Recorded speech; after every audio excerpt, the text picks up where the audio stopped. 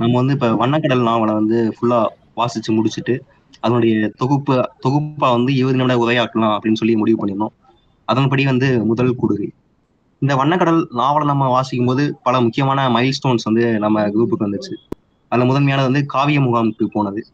அங்க வந்து கிருஷ்ணன் சார் வந்து சொன்னதை வச்சு வந்து ஒரு கேள்வி பதிலா கொண்டு போலாம். குழுவிலேயே வந்து பாதியை முதல்ல டிஸ்கஸ் பண்ணிட்டு அதுக்கடுத்து மீதியை வந்து மீட்டிங் கொண்டு வரலாம் அப்படின்னு ஒரு முடிவு எடுக்கப்பட்டது. அது கிட்டத்தட்ட கடைசி வரைக்குமே தொடர்ந்தது. அப்ப 2வது முக்கியமான நிகழ்வு வந்து வெண்முரசு நாள் வந்தது. போன வருஷம் வந்து முதல்ல நம்ம குழு இருந்தாலுமே வந்து நம்ம வெண்முரசு நாளை வந்து அந்த அளவுக்கு கொண்டாடல. ஆனா இந்த வாட்டி வந்து வெண்முரசு நாளுக்காக 3 தனி அமர்வுகள் வச்சு கொண்டாடினோம். இப்ப வந்து வண்ணக்கடல் நாவலை வந்து முடிச்சிட்டோம். அதை வந்து ஃபுல்லா தொகுத்துக்கிறதுக்காக பல்வேறு தலைப்புகள் வந்து எல்லாமே வந்து கிட்டத்தட்ட 20 நிமிட உரைகள் பேசுறதா இருக்கு. இன்னைக்கு வந்து ராஜி அக்கா, சரவணன், அரவிந்த் அண்ணா 3 பேரும் பேசுவாங்க. மீதி நண்பர்கள் வந்து அடுத்த அடுத்த அமர்வுல வந்து பேசுவாங்க. இப்ப வந்து முதல்ல வந்து ராஜி அக்கா வந்து தங்களுடைய உரையை ஸ்டார்ட் பண்றாங்க. ஓவர் டு யூ ராஜி அக்கா. ஸ்கிரீன்ஷாட் தம்பி.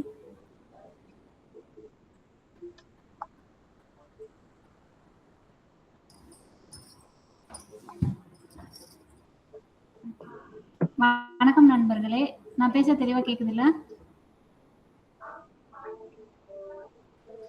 கேக்குது மேடம். வணக்கம் நண்பர்களே. நாடகீய தருணங்கள்ன்றது வந்து நம்ம வாசிக்கிற வாசகனுக்கு ஒரு தீவிரமான உள எழுச்சியோ இல்ல திடீர் திருப்பத்தையோ தர்றதுதான் நம்ம நாடகீய தருணம் சொல்றோம். எதுக்கு நாடகீய தருணங்கள் தேவை? நம்ம அன்றாடம் வந்து ரொம்ப சலிப்பூட்டுவது. ஏன்னா தினமும் நம்ம ஒரே விஷயத்த செய்யறோம். அப்ப சலிப்பா இருக்கிறத வந்து நம்ம இலக்கியம் வாசிக்கிறது மூலமா அதை நம்ம கடந்து போறோம். இலக்கியம் வாசிக்கும் போது நம்மளுக்கு என்ன கிடைக்குதுன்னா ஒரு பெரு வாழ்வு கிடைக்குது. அதுல முக்கியமான பங்கு வகிக்கிறது வந்து நாடகீய தருணங்கள். அதுல நம்ம வாசிக்கிற கிட்டத்தட்ட எல்லா புத்தகத்திலையும் இந்த மாதிரி நாடகீய தருணங்கள் இருக்கும். அதுல வண்ணக்கடலை எடுத்துக்கிட்டோம்னா அதுல ரொம்ப நிறைய நாடகீய தருணங்கள் இருக்கு. அது ஏன் அப்படின்னு பார்த்தோம்னா, பாண்டவர்களும் கௌரவர்களும் முதல்ல சந்திக்கிறது வந்து வண்ணக்கடல்ல தான். அப்புறம் துரியோதனன், கர்ணன், துரோணர் 3 பேரும் ஒரு ஒரு ஆளுமையா வளர்ச்சி அடைகிறதும் இந்த வண்ணக்கடல்ல தான். அதனால எதை எடுக்கிறது எதை விடுறதுன்னு நான் குழம்புன அளவுக்கு அத்தனை நாடகீய தருணங்கள் இருக்கு. நேர காரணமா அதுல சிலதை மட்டும் நான் எடுத்திருக்கேன். அடுத்த முதல் தருணம், சேந்தூர்கிழான் தோயன் பழையன் வந்து எல்லா பாணர்களுக்கும் ஒரே மாதிரி பரிசில் வழங்குறான். அது வந்து இளநாகன்ற பாணருக்கு அது அவமானமா அவர் கருதுறாரு. அதனால அரசரை வாழ்த்துறது மாதிரி வாழ்த்தி வசை பாடிட்டு அங்கிருந்து தப்பிச்சு போயிடுறாரு. அப்ப இந்த இளநாகன் வந்து மானசா தேவியோட பையன் ஆஸ்திகன் மாதிரி சோத்து மூட்டையை கட்டிட்டு கூட கிளம்பி இருக்கலாம். கிளம்புறது அப்படி கூட கிளம்பலாம்ல. ஆனா அவன் ஏன் இந்த இடத்துல இருந்து ஓடுற மாதிரி வருது? ஏன்னா ஆஸ்திகன் வந்து அவனோட பயணத்தை முடிச்சுட்டு திரும்ப அவங்க ஊருக்கு வந்தான். ஆனா இளநாகன் வந்து அவன் தொடர்ந்து போனான். அவன் போயிட்டு அவன் திரும்பி வரப்போறது இல்லை. அவன் போயிட்டே தான் இருக்க போறான். அதனால அவனுக்கு இப்படி கிளம்புற மாதிரி ஒரு சூழ்நிலை இருக்க மாதிரி இருக்கு. அதுக்கப்புறம் அந்த அமைச்சர் வந்து இவன் பாட்டை புரிஞ்சுக்கிட்டாரு அப்படின்னு அவனுக்கு தெரிஞ்சதுனால அந்த இடத்துல இருந்து தப்பிச்சு போயிடுறான். அப்புறம் காட்டுல 3 நாள் இருந்துட்டு அப்புறம் ஒரு உப்பு விற்கிற ஒரு உமனர் குழுவுல இணைஞ்சுக்கிறான். அந்த தலைவர் கீரர் வந்து அவனுக்கு உணவு தந்துட்டு அவன் பாடல் ரொம்ப நல்லா இருக்குன்னு இவன் அடையாளம் கண்டுபிடிச்சுக்கிறாரு. அவனுக்கு பொறையேறிடுது. அப்புறம் எங்க போறீங்கன்னு கேக்குறாரு. அவன் சொல்றான், நான் வந்து எங்கேன்னு இன்னும் முடிவு பண்ணல, நான் சென்று கொண்டே இருக்க வேண்டும் அப்படின்னு சொல்றாங்க.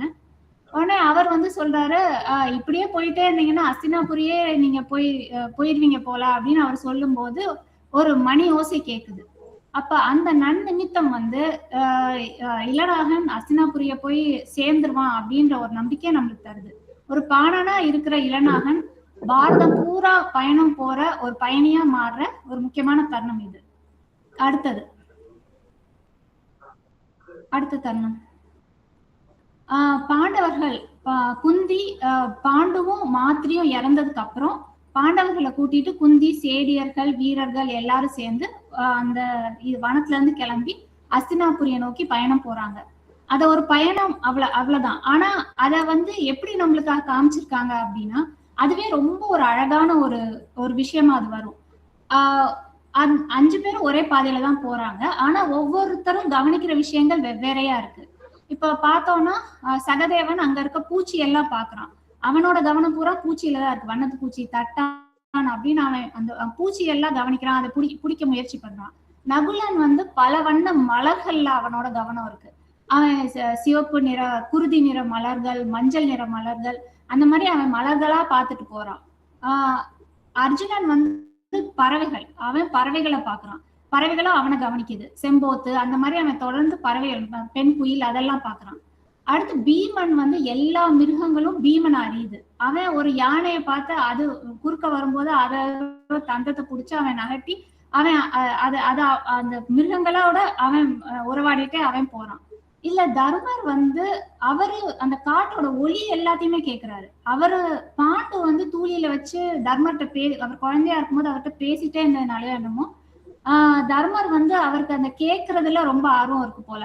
அதனால அவர் அந்த காட்டுல இருக்க எல்லா ஒலிகளையும் அவர் கேட்டுட்டே அவர் போறாரு. அந்த சந்தேகங்கள், அச்சங்கள், குழப்பங்கள் இது மேல நடந்து குந்தி போறாங்க. அவங்க போறப்ப நடுவுல ஒரு ஓடை குறுக்க வருது. அந்த சிற்றாறுல அவங்க இறங்கி மோங்கலவை இறங்கும் போது கார்கோடகன்ற ஒரு பாதி உடம்பும் பாதி பாம்பும் இருக்கிற ஒருத்தர் வந்து உங்களுக்கு என்ன வேணும் அப்படின்னு அவர் கேட்கிறாரு. குந்தி சொல்றாங்க, அன்னை விளைவது என்ன, மைந்தரின் நலம் தானே அப்படின்னு அவங்க சொல்றாங்க. அதுக்கு அவர் சொல்றாரு, சூரிய மைந்தனும் உன்னோட பையன் தானே, நீ ஆனா அவனை இன்னும் கண்டுபிடிக்கவே இல்லையே அப்படின்னு சொல்றாரு. சொல்லிட்டு அதிரதன்ட்டா அவன் இருக்கிறதையும் அவர் வந்து காமிக்கிறாரு. அப்புறம் அவர் சொல்றாரு, நீ வந்து கர்ணனை அஸ்தினாபுரியோட அரசனாக்கு, அதை தவிர நீ வேற எதை செஞ்சாலும் ஏதோ ஒரு தருணத்துல இந்திரமைந்தனும் சூரிய மைந்தனும் எதிரெதிர நிற்பாங்க. ஆனா அதுல ஒருத்தர் தான் இந்த உலகத்துல மிஞ்சுவாங்கன்னு சொல்றாங்க. ஆனா அவங்க அதை ஏத்துக்கல. குந்தி வந்து வேண்டாம் வேண்டாம்னு சொல்லி உணர்ச்சி வசப்பட்டு அந்த நீர் பிம்பத்துல தெரியுற கர்ணனை வந்து வாழை வச்சு வெட்டுறாங்க. அவங்க வந்து அவங்களோட மனசை நிறைக்கிற ஆண்மகன் வந்து அர்ஜுனன் தான். அதனால கர்ணன் என்ன சிறந்த வீரனா இருந்தாலுமே அவங்க வந்து கர்ணனை தேர்ந்தெடுக்காம அர்ஜுனனை தான் தேர்ந்தெடுக்கிறாங்க.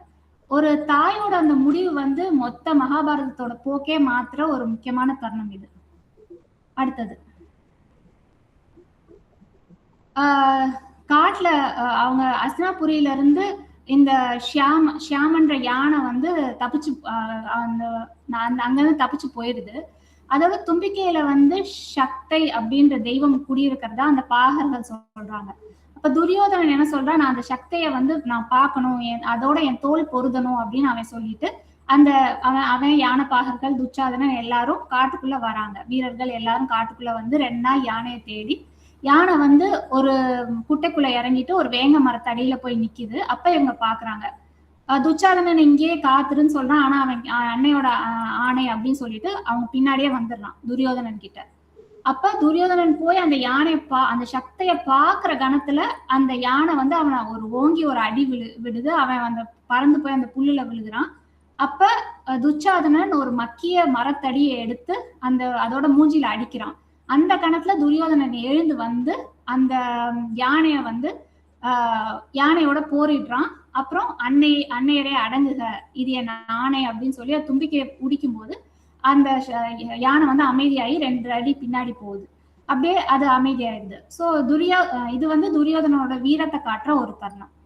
அடுத்த தருணம் வந்து அவங்க சௌனகர், திருதராஷ்டிரர், பாண்டவர்கள், கௌரவர்கள், பீமன் எல்லாரும் காணாட போறாங்க.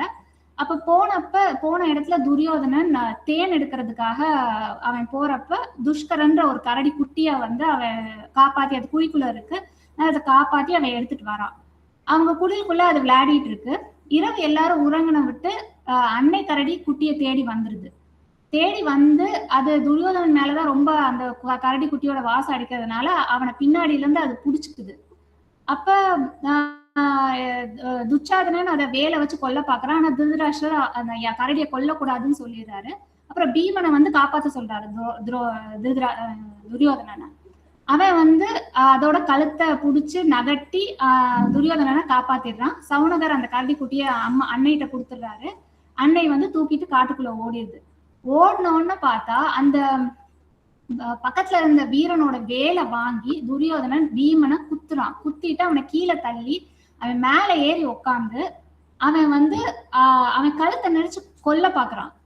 இப்ப இல்ல நம்ம பார்க்கலாம். இப்ப முந்தின ஷியாமனோட இது நடந்தப்ப அந்த போர்ல துச்சாதனன் துரியோதனுக்கு உதவி பண்ணான். ஆனா அப்ப வந்து துரியோதனன் கோவமே படல. ஆனா இந்த இடத்துல அவன் ரொம்ப கோவப்படுறான். ஏன்னா துச்சாதனனை வந்து அவனோட உடம்போட ஒரு பகுதியா, அவனோட ஒரு நிழலா நினைக்கிறான். அதனால அவனால காப்பாற்றப்பட்டது அவனுக்கு ஒரு பிரச்சனையா இல்லை. ஆனா பீமனை வந்து அவன் ஒரு ஆடி பாவையா நினைக்கிறான். அவன் ஒரு வெற்றுரு.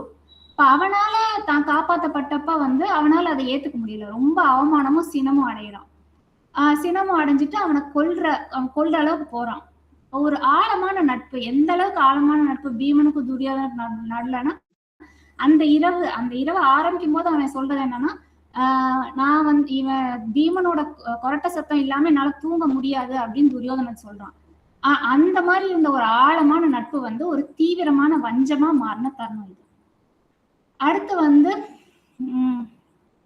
அந்த அவமானப்பட்டு அவன் காட்டுக்குள்ள போயிடுறான் துரியோதனன். போயிட்டு ஸ்தூணகர்ணன் அப்படின்ற ஒரு கந்தர்வ ஆலயத்துக்கிட்ட போறான். அங்க ஒரு சுனை இருக்கு.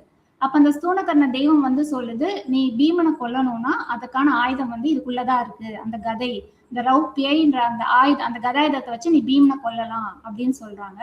அப்படின்னு அந்த தெய்வம் சொன்னோடனே இவன் அந்த அவனால அதை எடுக்க முயற்சி பண்றான். அவனால அசைக்க கூட முடியல அதை. அப்படி அவன் இருக்கும்போது அப்ப அதுக்கான என்ன காரணம்ன்றதையும் சொல்றாங்க. ஸ்தூணகர்ணன் சொல்றாங்க, உனக்குள்ள ஒரு பெண் வடிவம் இருக்கு. உன்னோட பெண் வடிவத்தை நீ வந்து உன்னோட பெண் வடிவத்தை நீ வந்து கொல்லாத வரைக்கும் உன்னால காப்பாற்ற முடியாது அப்படின்னு சொல்லிட்டு உன்னால கொல்ல முடியாது பீமனன்னு சொன்னோன்னா அவன் 6 நாள் அந்த தியானத்துல இருந்து அந்த நீர் பிம்பத்துல தெரியற அவனோட பெண் வடிவ அவன் கொன்னுட்டு அரண்மனைக்கு வந்துடுறான். அரண்மனைக்கு வந்த அவனோட அந்த மாற்றத்தை எல்லாருமே உணர்றாங்க. பெண்கள் எல்லாம் இவன் பேரழகனா மாறிட்டதா உணர்றாங்க. துச்சாதனனுக்கு அவனோட சற்றே மென்மையான இடப்புறம் வந்து அப்படி மென்மையா இல்லாம வலப்புறம் இடப்புறம் ரெண்டுமே சரிசமமா இருக்கிறத துச்சாதனன் வந்து உணர்றான். சகுனியும் வந்து அவனோட கதாயுத பயிற்சியில ஈடுபடும் போது இவரும் சகுனியும் அந்த மாற்றத்தை உணர்றாரு. துரியோதனனோட உள்ளம் உடல் ரெண்டுமே நல்லா மாறின ஒரு தருணம் இது. வேற மாதிரி மாறின தருணம் இது. அடுத்து துரோணர் வந்து துரோணர் வந்து கிருபியோட சரத்வானை பாக்குறதுக்காக அந்த பிளக்ஷவனம் அப்படின்ற வனத்துக்கு போறாரு. போயிட்டு எனக்கு வந்து குலதானம் கொடுங்க அப்படின்னு கேக்குறாரு. ஆனா வந்து என்ன ஆயிடுதுன்னா அவர் கொடுக்க முடியாதுன்னு மறுக்கிறாரு. அப்ப துரோணர் சொல்றாரு, என்னால இனிமே சத்திரியனா வாழ முடியாது, நான் இமயமலைக்கு போறேன் அப்படின்னு சொல்லிட்டு அவர் கிளம்புறாரு.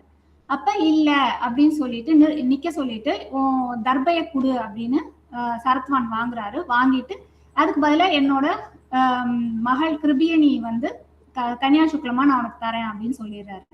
அப்ப இந்த இடத்துல பார்த்தோம்னா அந்த அவர் துரோணத்தை கொடுக்கறதுக்கு வந்து எதுவுமே இல்லை. அவர்கிட்ட வந்து பணமோ இல்ல பதவியோ அவர்கிட்ட எதுவுமே இல்லை. அவர்கிட்ட இருக்கிறது வந்து தர்பை மட்டும்தான். அதை வந்து வாங்கிக்கிறாரு.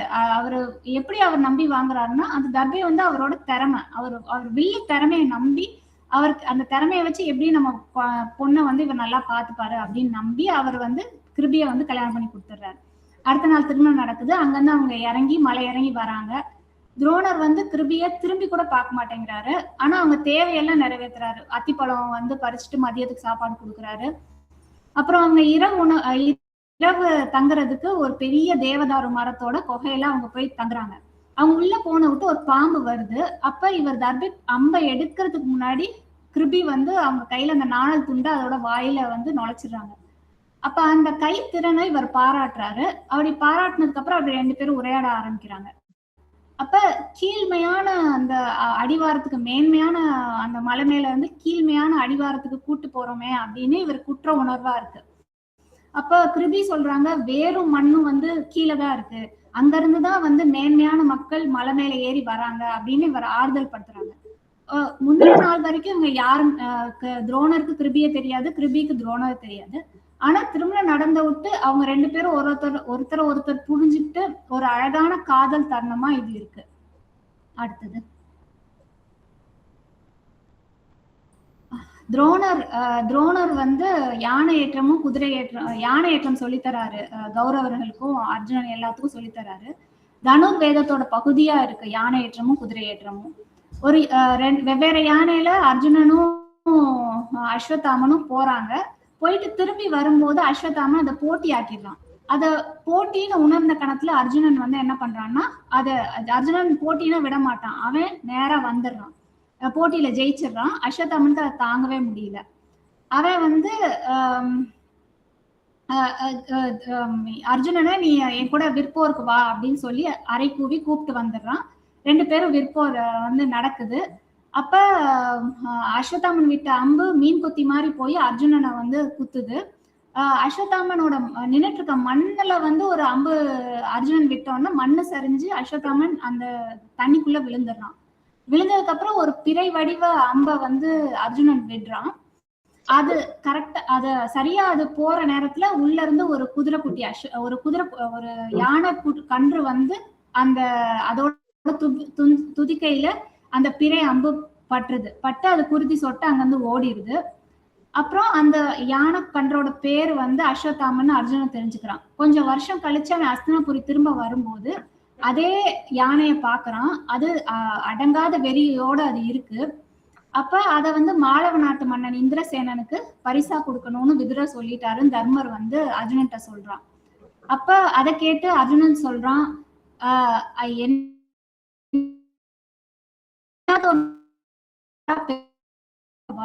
அது வந்து இதுதான் இயற்கையோட நியதி அப்படின்னு சொல்றான்.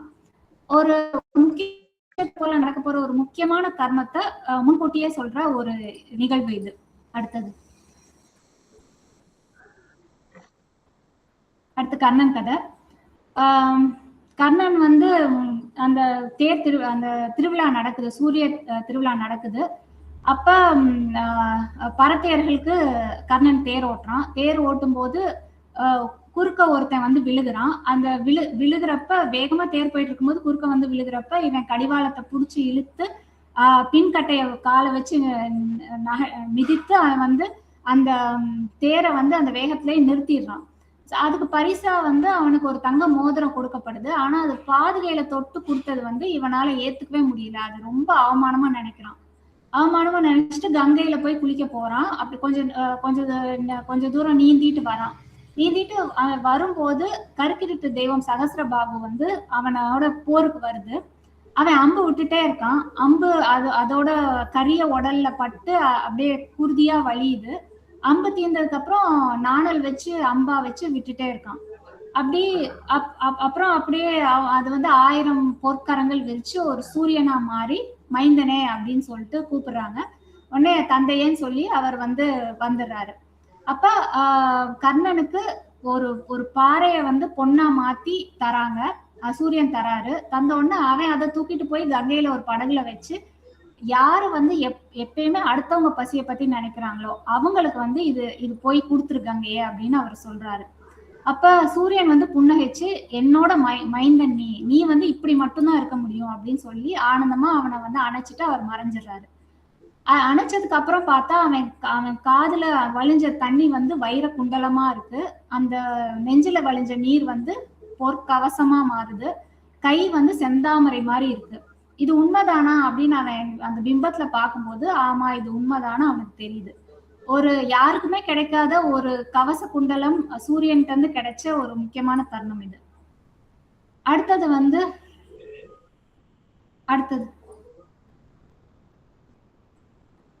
அங்க நாட்டு அரசர் சத்தியகர்மா வந்து வேட்டைக்கு போறாரு. கர்ணன் வந்து தேர் ஓட்டுறதுக்கு கூட்டு போறாங்க. தேர் ஓட்டுறான். கொஞ்ச தூரம் போயிட்டு நிக்க சொல்லிடுறான். நிக்க சொல்லிட்டு இவர் கவசம்லாம் அணிஞ்சிட்டு அவர் காட்டுக்குள்ள போயிடுறாரு சத்தியகர்மா. அப்புறம் இவங்க காத்திருக்கும் போது சிம்மத்தோட கர்ஜனை எல்லாம் கேக்குது. அதுக்கப்புறம் என்ன ஆகுதுன்னா இவங்க வீரர்கள்லாம் படுகாயம் அடைஞ்சு வந்து அரசர் ஆபத்துல இருக்காரு அப்படின்னு சொன்னோன்னு கர்ணன் நிக்காம அந்த வீரன்ட்டே வில்லு வாங்கிட்டு தேர்ல இருக்க அம்புரா தூளி எடுத்துட்டு ஓடிட்டே அம்பை வந்து வில்லுல வச்சுட்டு தரையில அந்த பாறையில தேய்க்கிறான். தேய்ச்ச உடனே அந்த பக்கத்துல இருக்க தைல புல் வந்து பற்றி எரியுது. அந்த பற்றி எரியிற புல்ல அம்பல கோத்து அவன் வந்து விட்டுட்டே இருக்கான். இந்த எரி அம்புகள்லாம் தொடர்ந்து வந்தோன்னா சிங்கங்கள் வந்து கொஞ்சம் கொஞ்சமா விலகி போயிருது. விலகி போனதுக்கு அப்புறம் பிருகதர்ன்ற அந்த அமைச்சர் வந்து ஒரு சூதனால அரசன் காப்பாற்றப்பட்டானா அந்த சூதன் அந்த கணமே கொல்லப்படணும் அப்படின்னு அவர் சொல்றாரு. சொன்ன உடனே பீமனால இது கர்ணனால அதை நம்பவே முடியல. அவன் வந்து அவங்க எல்லாரோடையும் சண்டை போட்டு அவங்களை ரொம்ப எளிதா ஜெயிச்சிடுறாரு. அப்ப அந்த அரசன் வந்து கேக்குறான், உனக்கு என்னோட நாடு வேணுமா அப்படின்ட்டு. அப்ப அர்ப்பனான உன் நாடு எனக்கு தேவையில்ல, நீ உண்மையிலேயே வந்து வீரனா இருந்தேன்னா நான் நீ தோத்த கணத்துல அம்ப வச்சு உன் கழுத்தை அறுத்துட்டு நீ வந்து செத்துருக்கணும், எனக்கு வேண்டாம்னு சொல்லிட்டு அவன் இவ்வளவு நாள் நாட்டை விட்டு கர்ணன் கிளம்புற தருணம் இது. அடுத்தது வந்து அஸ்தினாபுரிக்கு போறா கர்ணன். அடுத்த அஸ்தினாபுரிக்கு போகும்போதே அந்த உள்ள அஸ்தினாபுரிக்கு நுழையும் போதே வந்து பிரம்ம முகூர்த்தத்துல சூரியன் உதிக்குது. அந்த மாதிரி எப்பயுமே அந்த கர்ணனுக்கு வந்து எப்பயுமே அந்த சூரியனும் அர்ஜுனனுக்கு எப்பயுமே அந்த வானவில்லும் வந்து அது தொடர்ந்து வந்துட்டே இருக்கு. அப்ப அது வந்து நம்ம கற்பனை பண்ணும்போது அது இன்னும் அந்த அனுபவத்தை வந்து இன்னும் சிறந்ததாக்குது. இப்ப இந்த இடத்துல என்ன ஆகுதுன்னா துரோணரோட கால் நகத்தை கர்ணன் வந்து வெட்டுறாரு. அது அவர் துரோணரோட காலை பிடிச்சது இவருக்கு அர்ஜுனனுக்கு சுத்தமா பிடிக்கல. அவர் வந்து 2 பேரும் சண்டை வந்து அறக்கூவி நீ வந்து என் கூட விற்போருக்கு வான்னு சொல்லிடுறாங்க. சொல்லிட்டு 2 பேரும் எதிரெதிரா நின்று விற்போர் நடக்குது. கர்ணன் வந்து அவ்வளவு நேரம் அந்த அச்சம் எல்லாமே போயிட்டு அவருக்கு ஒரு இனிய எதிர்பார்ப்பு தான் இருக்கு. அவர் வந்து சொல்றாரு, அர்ஜுனன் வந்து நினைக்கிறாரு, அர்ஜுனன் வந்து என்னோட ஆடிப்பாவை, நானே தான் அங்க நிக்கிறேன் அப்படின்னு அவர் உணர்றாரு. அவர் அர்ஜுனன் என்ன செய்ய போறாருன்றத அவர் நினைக்கும் போதே கர்ணனுக்கு தெரிஞ்சிருது. 2 பேரும் விற்போர் ரொம்ப நடந்துட்டே இருக்கு. கர்ணனுக்கு பின்னாடி சூரியன் தெரியுது, அர்ஜுனனுக்கு பின்னாடி வானவில் வருது. அந்த லேசா மழை தூர்றதுனால அப்படி வானவில் தெரியுது. அப்படி இருக்கும்போது பீமன் பக்கத்துல வந்தது கூட இவங்களுக்கு தெரியல. வந்து நிறுத்து அப்படின்னு அவர் கத்துறாரு. பீமன் நிறுத்திட்டு கர்ணனை ஒரு அரைஞ்சிட்டு அப்புறம் துரோணரும் வந்து கர்ணனை திட்டுறாரு, நீ வந்து நீ வந்து போய் தீ குழி போ, நெருப்புல குழி, உனக்கு வேற வழியே கிடையாது போ அப்படின்னு திட்டுறாரு. திட்டிட்டு பீமன் வந்து அர்ஜுனனை மூடா அப்படின்னு திட்டிட்டே கூட்டிட்டு போறாரு. இந்திர மைந்தனும் சூரிய மைந்தனும் ஒரு எதிரியா, அவனோட முதல் எதிரி கர்ணனோட முதல் எதிரி வந்து அர்ஜுனன் தான். அப்ப முதல் எதிரியா நின்னு அவங்க 2 பேரும் எதிரெதிரா நிக்கிற ஒரு தருணம் இது. அடுத்தது வந்து இது நம்ம எல்லாருமே ரொம்ப ரொம்ப நேசிக்கிற ஒரு தருணம். அன்னைக்குதான் படைக்கல பயிற்சி நாள். அன்னைக்கு எல்லாரும் அவங்கவுங்க திறமைய காட்டுறாங்க. அப்ப அர்ஜுனன் வந்து அவனோட வில் திறமைய காட்டும்போது தெற்கு களத்துல இருந்து வரான் கர்ணன் வந்து நடுவுல நின்னு அவனோட நாணை வச்சு ஒலி எழுப்புறான். எல்லாரும் பாக்குறாங்க. பார்த்ததுக்கு அப்புறம் அவன் நாகப்பழ நிறத்துல அவனோட தோல் வந்து அப்படி மின்னுது. அவன் கண்ணு வந்து இந்திர நீலம் மாதிரி சுடருது. அந்த ஒரு சினத்திலையும் கருணை மாறா புன்னகையோட அவன் இருக்கான். அப்ப அவன் தெய்வ பிறவிதானா, இவ்வளவு ஒரு பேரழகா அப்படின்னு எல்லாருமே பாக்குறாங்க. அப்ப அவன் வந்து அர்ஜுனன் என் கூட நீ விற்போருக்கு வா, அவன் திறமையெல்லாம் காமிச்சிட்டு என் கூட விற்போருக்கு வா அப்படின்னு கூப்பிடுறான். அப்ப கிருபர், துரோணர், பீஷ்மர் எல்லாருமே வந்து இல்ல, நிகரானவங்க தான் போர் புரிய முடியும் அப்படின்னு சொல்லிட்டு அவங்க வந்து தடுத்து நிறுத்துறாங்க. அப்ப துரியோதனன் உள்ள வந்து சொல்றான், இவன் மண்ணு கேட்பான்னு தானே நீங்க எல்லாம் அவனை தடுத்து நிறுத்துறீங்க, நானே அவனுக்கு மண்ணு தரேன், அவனை அரசன் ஆக்குறேன் அப்படின்னு சொல்லிட்டு விதுரரோட உரையாடிட்டு அங்க நாட்டு அரசராய் இவனை முடிசூட்ட முடிவு பண்ணிடுறாங்க. முடிவு பண்ணிட்டு எல்லா முறைகள்லாம் நடக்குது. வேதம் ஓதுறாங்க, ஹோமத்துல அக்னி வளர்க்குறாங்க, வேதம் ஓதுறாங்க, எல்லாமே நடக்குது. கங்கை தண்ணி கொண்டு வந்து அவன் மேல ஊத்தி அவனுக்கு வந்து துரியோதனன் அவனோட கையால மணிமுடி சூட்டுறான். அப்படி சூட்டும் போது மேக இடைவெளியில அவனுக்கு வந்து ஒரு பொன்னொளி கதிர் அவன் மேல வந்து அவனுக்கு மட்டும் விழுகுது. அப்ப அந்த வெளிச்சத்து அந்த ஒளியில அவனோட காதுல வந்து கவச குண்டலம் மின்னுது. அவனோட நெஞ்சில வந்து பொற்கவசம் வந்து ஜொலிக்குது. அந்த மாதிரி ஒரு தருணத்துல எல்லாரும் அவனை வாழ்த்துறாங்க. அப்ப அதிரதன் வந்து வராரு. அதிரதன் வந்த உடனே எல்லாரும் யார் இவன், நிறுத்துங்க, என் பையன் எதுவும் பண்ணிடாதீங்க, என் பையன் எதுவும் பண்ணிடாதீங்கன்னு கத்திட்டே அவர் வராரு. அப்ப யார் இவரு அப்படின்னு எல்லாரும் பாக்குறப்ப கர்ணன் வந்து கொஞ்சம் கூட முகம் சுளிக்காம அவன் வந்து இவர் என்னோட தந்தை அப்படின்னு சொல்லி இந்த நாள்ல அவர் என்னை ஆசீர்வதிக்கட்டும் அப்படின்னு சொல்லிட்டு நெடுஞ்சான் கிடையா மண்ணுல விழுந்து அவரோட பாத புழுதி எடுத்து நெத்தியில பூசிக்கிறான். அப்ப அர்ஜுனனும் பீமனும் தர்மர் கிட்ட ஆறுதல் சொல்றாங்க, நீங்க பயப்படாதீங்க, எப்படினாலும் இவங்களை எல்லாரையும் நம்மளால வெல்ல முடியும் அப்படின்ட்டு. அப்ப தர்மர் வந்து சொல்றாரு, ஆமா இவன் கர்ணன் இருக்கிற தைரியத்துல வந்து துரியோதனன் அறம் மீறுவான், ஆனா வந்து தன்னோட அறத்தினால நம்ம எல்லாரையும் வென்று செல்வான் தம்பி அப்படின்னு அவர் சொல்லி முடிப்பாரு. அப்ப கண்ணன் வந்து உயரமானவன் அப்படின்றது வெண்முரசுலயும் சரி வியாச பாரதத்திலயும் சரி அடிக்கடி தொடர்ந்து வந்துட்டே இருக்க ஒரு விஷயம். அவன் வந்து உயரம்ன்றது அவன் உடம்புல உயரம், அவன் மனசுலயுமே எல்லாரோட சிறுமைகளையும் மீறி அவன் ஒரு உயரத்துலதான் இருக்கான். அவனை வந்து வாழ்த்தி என்னோட உரையை முடிச்சுக்கிறேன். இத்தனை நாடகிய தருணங்கள், இத்தனை பெருவாழ்வு வாழ்றதுக்கு நம்மளுக்கு ஒரு பெரிய வெண்முரசு கொடுத்ததுக்கு ஜேக்கு நன்றி. என்ன வண்ணக்கடல் திரும்ப உங்க கூட வாசிச்சது எனக்கு ரொம்ப ரொம்ப சந்தோஷம். பொறுமையா நீங்க என்னோட கருத்துக்களை கேட்டதுக்கு ரொம்ப ரொம்ப நன்றி. நன்றி.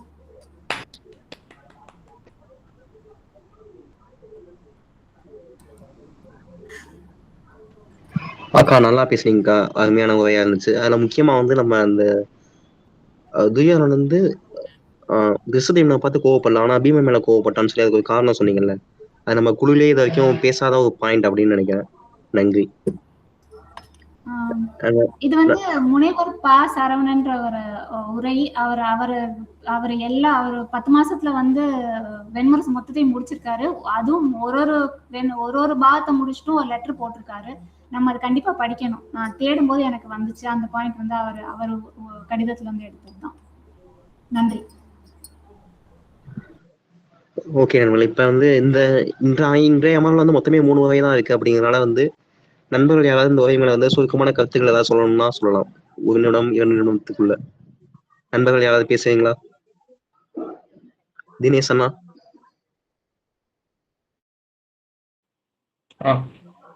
அஜி மேம் செமையா பேசிட்டீங்க, ஒரு பெஞ்ச் மார்க் செட் பண்ணிட்டீங்க.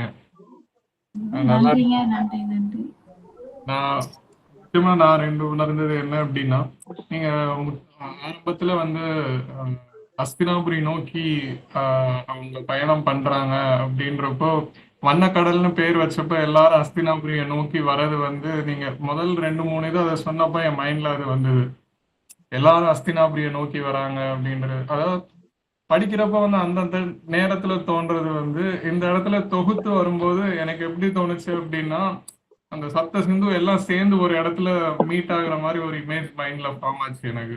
அது ரொம்ப சந்தோஷமா இருந்துச்சு, மைண்ட்ல நினைக்கவே நல்லா இருந்துச்சு. 2 ஆக்சுவலா ஒரு கேள்வி வந்துச்சு முதல்ல. அந்த துரியோதனன் வந்து துச்சாதனன் தடுத்தப்ப கோவப்படல, பீமன் தடுத்தப்ப கோவப்பட்டான் அப்படின்றப்போ அவன் வந்து இவனோட நிழல் உருவம், ஆனா இவன் வந்து ஆடிப்பாவை அப்படின்னு சொன்னானு. 2மே ஒருத்தனோட இமேஜ் தானே, அப்போ ஏன் அவனுக்கு இவன் மேல கோவம் வருது அப்படின்றது வந்துச்சு. அந்த நிழலுக்கும் பிம்பத்துக்கும் என்ன வித்தியாசம் அப்படின்ற கேள்வி மனசுல எழுந்துச்சு. அது இன்னும் உங்களுக்கும் தோணுச்சா அப்படிங்கறது தெரியல. இல்லாட்டி அதாவது நிழலோட சேர்த்து அவன் உடம்போட ஒரு பகுதியாவே நினைக்கிறான். துச்சாதனன் வந்து அவன் உடம்போட ஒரு பகுதி, அவனோட ஒரு எக்ஸ்டென்ஷன் நினைக்கிறான். அவனோட ஒரு துரியோதனோட எக்ஸ்டென்ஷன் தான் துச்சாதனன். ஆனா பீமன் வந்து அவன் ஒரு வெற்றுரு, அவன் வந்து உண்மை கிடையாது, இவன் தான் உண்மை, துரியோதனன் தான் உண்மை. அதனால அவனுக்கு அந்த அந்த அவமானம் வருது. Okay okay. இந்த 2 எனக்கு, மற்ற எல்லா இடங்களுமே அருமையான இடங்கள் தான். நன்றிங்க, ரொம்ப நன்றி, ரொம்ப நன்றி. நண்பர்களே வேற யாராவது ஏதாவது சொல்றீங்களா? திருமலை என்ன ஏதாவது சொல்றீங்களா? இல்ல சிங்கிள். ஓகேண்ணா. கவிதா அக்கா, பெண்கள் சார்பா நீங்க ஏதாவது சொல்றீங்களா? இல்ல தங்கா. ஓகே அக்கா. ஓகே நண்பர்களே, அப்பனா நம்ம வந்து அடுத்த கட்ட உரைக்கு போயிடலாம். இந்த உரையை வந்து அண்ணன் வந்து நான் ஃபர்ஸ்ட் தான் சொல்லுவேன் அப்படின்னு சொன்னார். நான் வந்து பெண்களுக்கு தான் முன்னுரிமை கொடுக்கணும்னு சொல்லி ராஜாக்கா வந்து ஃபர்ஸ்ட் சொல்லிட்டேன். இருந்தாலுமே வந்து அண்ணன் வந்து மாட்டேன், நான் தான் ஃபர்ஸ்ட் சொல்லணும்னு சொல்லி சண்டைக்கு வந்தார். ஆனா கடைசியில வந்து விட்டு கொடுக்க வேண்டிய சூழ்நிலையா போச்சு. அண்ணா ஸ்டார்ட் பண்றீங்களா? ரொம்ப நன்றி செந்தில். ஆஹ் பண்ணியா வேணன்? ஆரம்பிக்க முன்னால அது நான் ஏன் அப்படி சொன்னேங்கிறத நான் இறுதியா சொல்றேன் நண்பர்களே. என்னுடைய தலைப்பு வந்து இளநாகனுடன் நான் அப்படின்றதுதான் என்னுடைய தலைப்பு. நான் இந்த உரைய முதல்ல எப்படி தொகுக்கலாம் அப்படின்னு நான் யோசிச்சுட்டு இருக்கும்போது என்னுடைய நோட் எடுத்து இளநாகன் எங்கெங்கெல்லாம் பயணிச்சான் அப்படின்னு சொல்லி நான் வாசிக்க ஆரம்பிச்சேன். அவனுடைய பயணத்தை மட்டும் வாசிக்க ஆரம்பிச்சு அதை தனித்தனி குறிப்பேடுகளா எடுக்கும்போது என்னால அதை தொகுக்கவே முடியல. நான் ரொம்ப ரொம்ப சிந்திச்சு பார்த்தேன். எப்படி நான் இதை பேச போறேன், எப்படி இங்க இருந்து இங்க போனா, இங்க இருந்து இங்க போனா, அப்படி ஒரு ஃபேக்சுவல் டேட்டாவா வண்ணக்கடல் காட்டுற ஒரு ஃபேக்சுவல் டேட்டாஸை மட்டும் அதுல பதிவு செய்யப்பட்டிருக்க ஃபேக்சுவல் டேட்டாஸை பேசுறதா அப்படின்னு நான் தொகுத்து பார்க்கும்போது எனக்கு வந்து ஒரு தொகுப்பான உரை அமையவே இல்லை. அப்போ இது எப்படி பண்றதுன்னு எனக்கு கேட்டு கேட்டு யோசிச்சு எனக்கு ஒரு கட்டத்துல தலை வலிச்சு நான் செந்தில்கிட்ட நான் இந்த உரையை பேசல, இன்னைக்கு இல்ல, நான் இந்த உரையை பேசவே வேணாம்னு ஒரு முடிவெடுத்து நான் அவருக்கு மெசேஜ் அனுப்பலாம்னு போது சரி ஒரு வாக் போலான்னு போகும்போதுதான் எனக்குள்ள ஒரு தாட் ப்ராசஸ் வந்துச்சு. கொஞ்ச தூரம் நடந்து போகும்போது ஆஹ் யாரு இளநாகன், இளநாகன்ங்கிற குறியீடு எதை குறிக்குது அப்படின்னு எனக்குள்ள ஒரு கேள்வி எழுந்துச்சு. ஏன் ஒரு ஒரு ஒரு இளம் வயது ஒரு பாணன் எதுக்காக எதை தேடி அப்படி ஒரு அற்புதமான ஒரு சேந்தூர் அப்படின்னு ஒரு இடத்த விட்டுட்டு அவன் ஏன் நகர்றான், அவன் எதை நோக்கி பயணிக்கிறான், அவன் பார்க்கக்கூடிய மனிதர்கள் என்ன அப்படின்னு நான் யோசிச்சு பார்க்கும்போது ஒரு ஒரு ஒரு பெரிய திறப்பு உண்டாச்சு. அது அது என்ன திறப்பு அப்படின்னா இதை நான் ரெண்டு விஷயமா வந்து பார்க்க விரும்புறேன் நண்பர்களே. அந்த திறப்பு தான் ஏன் என்னால வந்து இந்த இந்த உரைய வண்ணக்கடல் நூலுக்குள்ள அடக்கம் வேண்டாம் அப்படிங்கிறத உணர்த்தினதும் அந்த அந்த குறிப்பிட்ட குறிப்பு தான் நண்பர்களே. என்ன அப்படின்னா இளநாகன் சேந்தூர் அப்படிங்கிற ஊர்ல இருந்து அங்க அவன் பார்க்கக்கூடிய சிறுமைகளை அவன் உணர்றான். அவனுடைய நிலம் தமிழ் நிலம் தான். அங்க அவன் உணரக்கூடிய சிறுமைகள் என்ன அப்படின்னா, ஒண்ணு, இந்த ஒரு சிறு நிலத்துக்குள்ள வாழ்ந்துகிட்டு அதுக்குள்ள தன்னுடைய புகழை ஃபுல்லா ஊர் முழுக்க பரப்பணும்னு யோசிக்கக்கூடிய மக்கள் இருக்கக்கூடிய ஊர் அவனுக்கு வந்து சலிப்பூட்டுது. அவன் என்ன நினைக்கிறான், நான் ஒரு நான் ஒரு ஒரு பாணன், நான் வந்து ஒரு சிந்தனையாளன், நான் இந்த குறிப்பிட்ட நிலத்துக்குள்ள நான் வந்து அடைய விரும்பல, நான் ஒரு பெரும் பயணத்தை நான் ஆரம்பிக்க போறேன்னு அவனுக்குள்ள இருக்கிற ஏதோ ஒண்ணு சொல்லுது. அவன் தன்னோட பயணத்தை ஸ்டார்ட் பண்றான். அப்படித்தான் நம்ம ராஜியக்கா கூட குறிப்பிட்டிருந்தாங்க. அப்படிதான் அவன் பயணத்தை ஸ்டார்ட் பண்றான். அவன் ஸ்டார்ட் பண்ணும்போது ஒரு மணி ஒளியோட அவன் தன்னுடைய பயணத்தை ஆரம்பிக்கிறான். உமனர்கள் குழுவோட அவன் வந்து தன்னோட பயணத்தை ஸ்டார்ட் பண்றான். அப்ப இந்த பயணம் எதை குறிக்குது அப்படின்னு கேட்டா, அதுதான் நான் இளநாகனா நான் இதுல பாக்குறது என்னன்னா, நம்ம வாசிக்கிற எல்லாரும், இலக்கியத்தை நோக்கி வரக்கூடிய எல்லாரும், சிந்தனையை நோக்கி வரக்கூடிய எல்லாரோட குறியீடு தான் இளநாகன் அப்படின்னு நான் பாக்குறேன். ஏன்னா அவங்களால ஒரு குறிப்பிட்ட இடத்துக்குள்ள அடைஞ்சிருக்க முடியல. அவங்கள சுத்தி இருக்கிறவங்க தன்னைத்தானே புகழ் பாடுறத அவங்க விரும்பல. அப்ப இளநாகனுங்கிற குறியீடு யாரு அப்படின்னா நாம எல்லாரும் தான். இண்டிவிஜுவல் இளநாகன் தான். இப்ப நம்ம குழுவுல இருக்கிற இந்த 12 பேரும் இளநாகன் தான். ஏதோ ஒரு வடிவில இளநாகன், வெவ்வேறு பேர்கள்ல இருக்கக்கூடிய இளநாகன். அப்ப சரி, அப்ப இளநாகன் அப்படிங்கிற அந்த குறியீடு எதை தேடுது அப்படின்னு நான் யோசிச்சேன். இளநாகனுங்கிற குறியீடு எதை தேடுதுன்னா 2 விதமான தேடல்களை நான் இதுல இருந்து முன்வைக்கிறேன். ஒண்ணு புறவயமான தேடல், இன்னொன்னு அகவயமான தேடல்.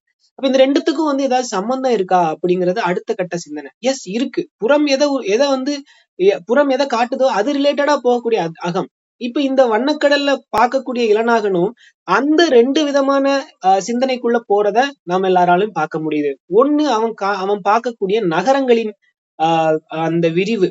முதல்ல அவன் எங்க ஆரம்பிக்கிறான்னா சேந்தூர்ல ஆரம்பிக்கிறான். அங்க இருந்து அந்த பாண்டிய மன்னனை பத்தி தப்பா பேசிட்டு அடுத்த நகருக்கு போறான், மதுரையுடைய விவரணை அவனுக்கு வருது. அதுக்கு அடுத்த கட்டத்துல அவன் வந்து எங்க புகாருக்கு போறான். புகார்ல இருந்து அதுக்கு அடுத்தது வந்து பட்டினப்பாக்கம் போறான். அங்க இருந்து காஞ்சி போறான். அப்படியே நகர்ந்து நகர்ந்து நகர்ந்து அவன் கலிங்கம் போய் கலிங்கத்துல இருந்து இறுதியாக அவன் போய் அஸ்தினபுரியை அடையிற மாதிரி அவன் ஏதோ ஒரு ஊர் போறான். அஸ்தினபுரின்னு ஆசிரியர் குறிப்பிடுறாரு. அவன் அப்படி ஒரு நகர்தல வைக்கிறான். இது புறவயமான பயணம். அகவயமான பயணம் ஒண்ணு இருக்கு, அதையும் நீங்க உணர்ந்திருப்பீங்க. அவன் இங்க இருந்து ஒரு பாணனா கிளம்புறான். பாணனா கிளம்பி முதல்ல அவன் சாங்கிய தத்துவத்தை தெரிஞ்சுக்கிறான். அப்புறம் சைவ தத்துவம். அப்படியே வடக்க போக போக வெவ்வேறு விதமான தத்துவங்களை வந்து அவன் வந்து தன்னுடைய அகப்பயணத்துல பாக்குறான். இது ஒரு ஆழ்ந்த குறியீடா நான் பாக்குறேன் நண்பர்களே. எல்லா விதமான பயணிகளும், ஒண்ணு சிந்தனை வயப்படம் பயணிகளும், இல்ல இலக்கிய ரசனையும் இருக்கக்கூடிய பயணிகளும் இந்த 2 விதமான பயணத்துக்கும் உட்படுவாங்க. ஒண்ணு புறவயம், இன்னொன்னு அகவயம். அந்த புறவயம் காட்டக்கூடிய அந்த புறவயத்துடைய தாக்கத்தினால உண்டாக்கக்கூடிய அகவை பயணம், அதுலதான் இளநாகன் போறான். இங்க இருக்கக்கூடிய எல்லா இளநாகர்களாகிய நாமும், ஆண் வடிவத்திலும் பெண் வடிவத்திலும் இருக்கக்கூடிய எல்லா இளநாகரும் தேவைப்படக்கூடிய பயணம் அப்படிப்பட்ட பயணமா தான் நான் பாக்குறேன். இதுலயுமே ஒரு பேட்டர்ன் இருக்குதை நான் பார்த்தேன் நண்பர்களே. அதுக்கு நான் பின்னால வரேன். அதுக்கு பிறகு அப்ப சரி, அப்ப இந்த இளநாகன் பார்த்துட்டான்.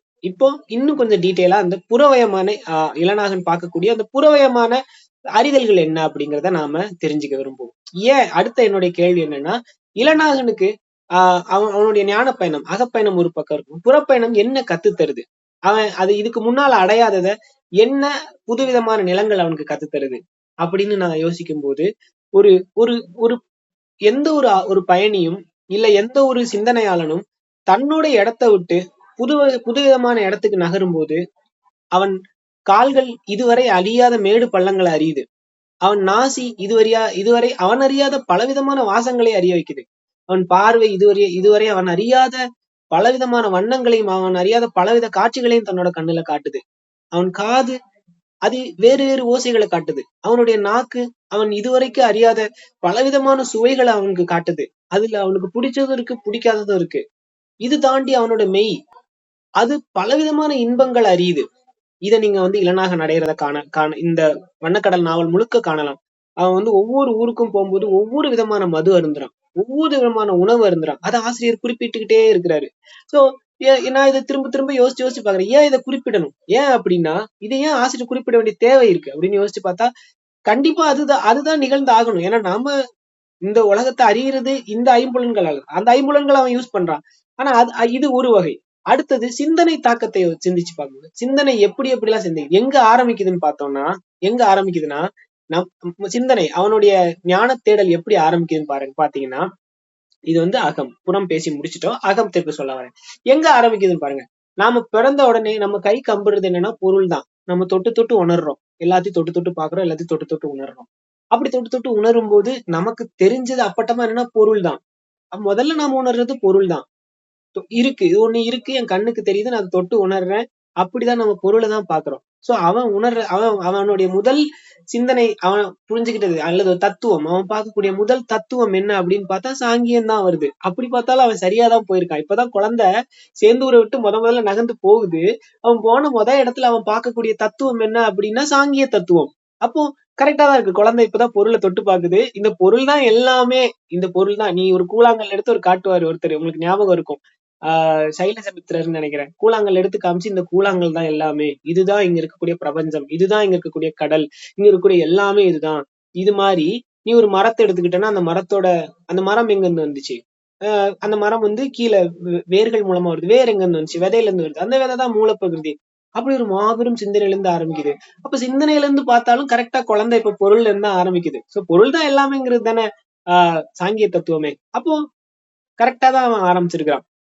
அப்போ இதுதான் அப்ப இளநாகன் காட்டக்கூடிய குறியீடுகள் இதுதான். அவன் ஒரு குழந்தை, அவன் புறவயமா எதை அடையிறான், அகவயமா எதை அடையிறான். புறத்திலிருந்து அவன் பார்க்கக்கூடிய வித்தியாசமான காட்சிகள்னாலையும் அவங்க உணரக்கூடிய அந்த வித்தியாசமான உணர்வுகளையும் அவன் தத்துவார்த்தமா அவன்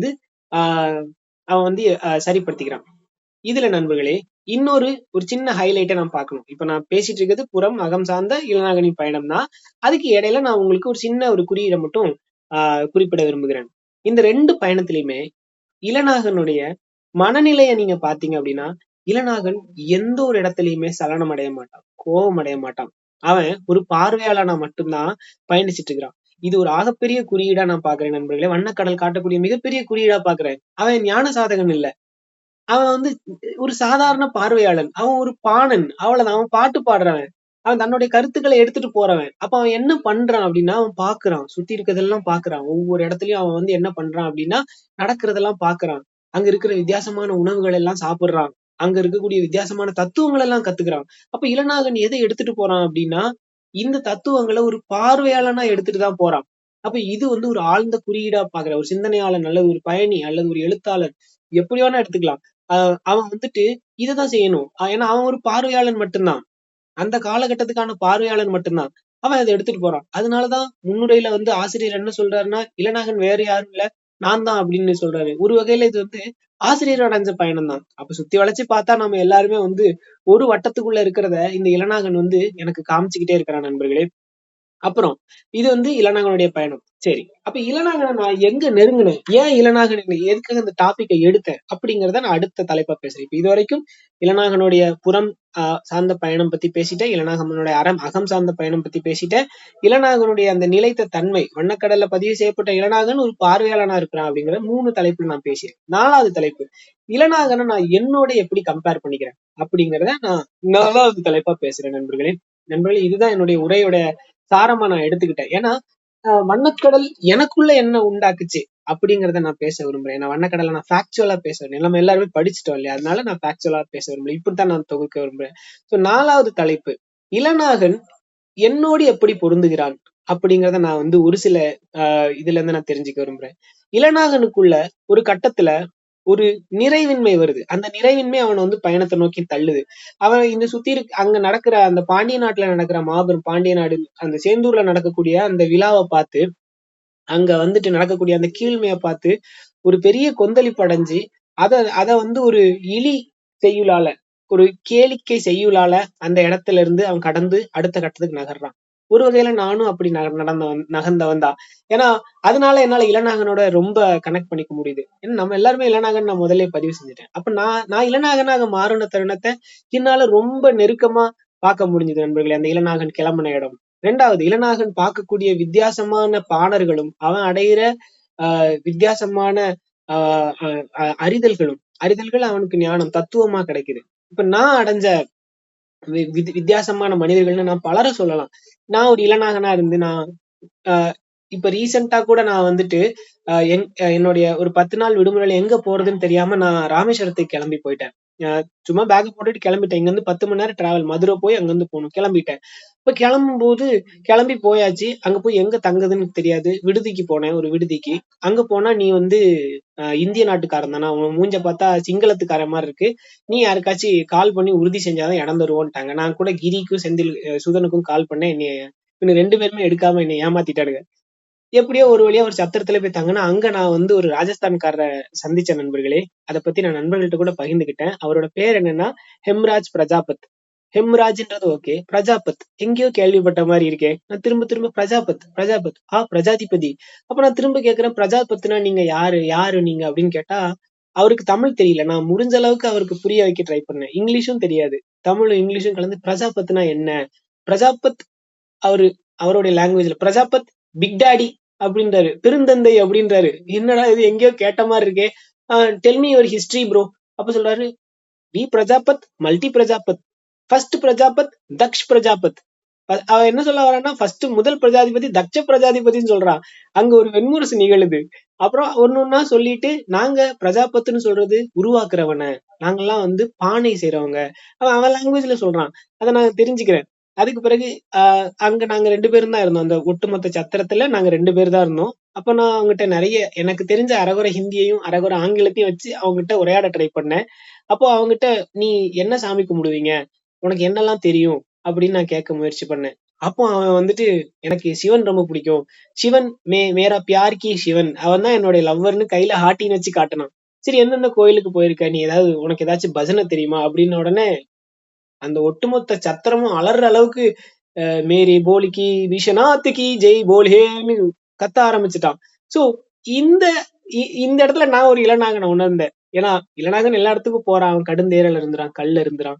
அப்படிப்பட்ட ஒரு இளநாகன் இந்த இடத்துல நான் அவனா உணர்ந்தேன். அப்படிப்பட்ட ஒரு நபரை சந்திச்சேன். அதுக்கு பிறகு கோயம்புத்தூருக்கு போகும்போது இப்படி சந்திச்சிருக்கேன். அப்படி சந்திச்ச நபர்களை வச்சுதான் அது நானேன்னு ஒரு கதை எழுதியிருந்தேன். அதை நீங்க படிச்சிருப்பீங்க, செந்தில் எல்லாம் கூட படிச்சிருந்தாரு. இதுதான் நண்பர்களே, இப்படித்தான் நான் இளநாகனை என்னோட ரிலேட் பண்ணிக்கிறேன். சரி, அடுத்த தலைப்பு, இளநாகன் அடைஞ்ச ஞானத்துல என்ன ரொம்ப ஈர்த்த ஞானம் எது, இப்ப வரைக்கும் உச்சமா இருக்கக்கூடிய ஞானம் என்ன, அது 5வது ஒரு உப தலைப்பா நான் பேச விரும்புறேன் நண்பர்களே. இளநாகன் அடைந்த உச்சபட்ச ஞானம்னு சொல்ல முடியாது. எல்லா ஞானம் தத்துவம் அப்படிங்கிறது சமம் தான், அது ஒவ்வொருத்தருக்கும் ஒரு மாதிரி தெரியும். ஆனா என்ன ரொம்ப பாதிச்ச தத்துவம், என்ன ரொம்ப நெருங்கின தத்துவம், என் கூடவே இருக்கிற தத்துவம் வந்து என்ன அப்படின்னா, அவன் சமணர்களோட பேசக்கூடிய அந்த சமணர்களுடைய கொள்கைகளை அவன் தெரிஞ்சுக்கக்கூடிய அந்த தத்துவத்தை வந்து எப்பவுமே என்னை விட்டு நீங்காத ஒரு தத்துவமா நான் வந்து பொருத்தி பாக்குறேன் நண்பர்களே. அதை உங்ககிட்ட ஹைலைட் பண்ணணும்னு நினைக்கிறேன். சமணர்கள் இந்த ஒட்டுமொத்த பிரபஞ்சத்தையும் அவங்க வந்து ஒரு பவச்சக்கரமா தான் பாக்குறாங்க. அப்ப இங்க இருக்கிறதெல்லாம் அந்த சக்கரத்துல வந்து நம்ம அதை பிரம்மத்தோட பொருத்திக்கலாம். அப்ப அவங்க என்ன பாக்குறாங்கன்னா, இங்க இருக்கக்கூடிய ஒட்டுமொத்த வாழ்வியலும் ஒரு ஆறோட குறிப்பிடுறாங்க. இங்க இருக்கிறது எல்லாமே ஒரு நதி மாதிரி ஓடிட்டே இருக்கு. இப்ப நீ யாரு அப்படின்னு கேட்டா, நான் இந்த நதியில ஒரு குமிழி மட்டும்தான் அப்படிங்கறத அவங்க குறிப்பிடுறாங்க. குமிழி அதோடைய அதோடைய உருவமும் அதோடைய போக்கும் குமிழியால உருவாக்கப்படுறது கிடையாது. அந்த பபிள்ஸால கிரியேட் பண்ண கிடையாது. அது சக நிகழ்வுகளால உருவாகக்கூடிய பபிள்ஸ். அப்ப அது ஏன் உருவாகுது, அது எவ்வளவு பெருசா உருவாகுது, அது எப்படி உருவாகுது, இது எதுவுமே குமிழி டிசைட் பண்ணாது. சுத்தி இருக்கிற நிகழ்வு தான் உருவாகும். அதே மாதிரி அந்த குமிழி எவ்வளவு நாள் வெடிக்காம இருக்கணும், எவ்வளவு கணங்கள் அல்லது எவ்வளவு நாட்கள், எவ்வளவு நேரம் வெடிக்காம இருக்கணுங்கிறது அந்த குமிழி டிசைட் பண்ண கிடையாது. அதோட போக்கு தான் டிசைட் பண்றது. அப்ப அதுல இருந்து அவங்க என்ன குறிப்பிட வராங்க அப்படின்னா, இந்த ஒரு மிகப்பெரிய ஒழுக்குல ஒரு குமிழி எப்படி உருவாகி உடையுதோ அந்த மாதிரிதான் மனித வாழ்வும்னு சொல்லிட்டு ஒரு மிகப்பெரிய இதை தூக்கி வச்சாங்க. அப்ப குமிழியை உருவாக்குறது என்ன காரணம் அப்படின்னா, அக்கணம் தான் காரணம். அப்போ எனக்கு அந்த அந்த வார்த்தை அக்கணம் அப்படிங்கிற வார்த்தை என்னுடைய மைண்ட்ல எப்ப பாரு எதிரொலிச்சுட்டே இருந்தது நண்பர்களே. இதை படிச்சு முடிச்சுட்டு நான் என்ன பண்ணேன்னா, எங்க ஊர் பக்கத்துல தான் சிதறால் இருக்கு. சிதறால் சாரோட ஊர் பக்கம் கூட சொல்லியிருப்பாங்க. நான் வெள்ளிமலையில இருந்து வரும்போது அவர் அண்ணா சொன்னாரு, எனக்கு இதையும் படிச்ச பிறகு எனக்கு அங்க போகாம இருக்க முடியல. நேரா சமணர்களுடைய கல்வெட்டுக்கு போயிட்டேன். அங்க போயிட்டு என்னால ரொம்ப ஒரு மாதிரி மன உச்சத்துல இருக்கும்போது சுத்தி சுத்தி பார்த்தேன். பார்த்துட்டு அந்த பரசுவநாதர் முன்னாலேயும் அந்த மகாவீரனோட ஸ்டாச்சுக்கு முன்னாலேயும் நின்னு பயங்கரமா என்னுடைய ஒட்டுமொத்த தாட் ப்ராசஸே அவங்க குவிச்சு வச்சு, யார் இவங்க, எப்படி இதை இவங்க சிந்திச்சாங்க, அதுவும் சிந்தனையுடைய குழந்தைகள் அப்பவே சிந்திச்சுட்டாங்க கண்டிப்பா. அதுக்கு பிறகு வந்ததுதான் சமணர்கள். ஆனா சமணர்களுடைய காலகட்டம் பார்க்கும்போது கிட்டத்தட்ட சிந்தனைகள் உருவாகின காலகட்டம். எப்படி இது உங்களுக்கு தோணுச்சு, அக்கணத்துலதான் எல்லாமே அப்படி சொல்லி அங்க இருக்கிற அந்த பரவசத்தினால சாருக்கு ஒரு பெரிய கடிதம் எழுதினேன். அதை சார் படிச்சாங்களான்னு தெரியாது, ஏன்னா அது கிட்டத்தட்ட அப்படியே வெண்முரசு லாங்குவேஜ்ல இருந்தது.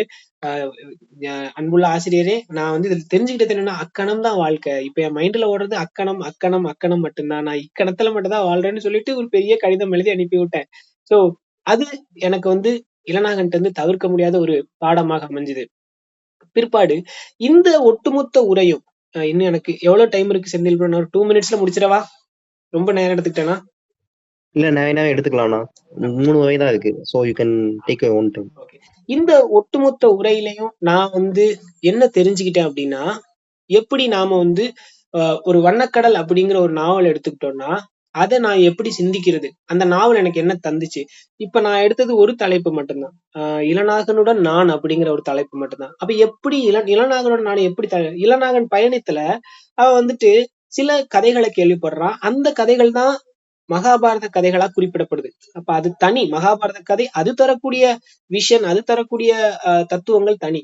அப்ப இப்படி ஒரு சிந்தனை இருக்கு. அப்ப எப்படி ஒரு நாவலை சிந்திக்கிறது அப்படிங்கறதையும் எனக்கு இளநாகன் கத்து தந்தான். எப்படி கத்து தந்தான் அதை நான் இப்போ 6வது தலைப்பா பேச விரும்புறேன் நண்பர்களே. இளநாகன் அறிவை எப்படி தொகுக்கிறதுன்னு எனக்கு கத்து தந்திருக்கான் அப்படிங்கறத நான் இதுல சொல்றேன். எப்படின்னா, நான் இந்த உரையை நோட் பண்ண வைக்கும் போது என்னுடைய ஒட்டுமொத்த நாலேஜையும் வண்ணக்கடல் அப்படிங்கிற ஒரு நாவலுக்குள்ள மட்டுமே நான் குமிச்சு சிந்திக்கும் போது என்னால அதை செய்யவே முடியல.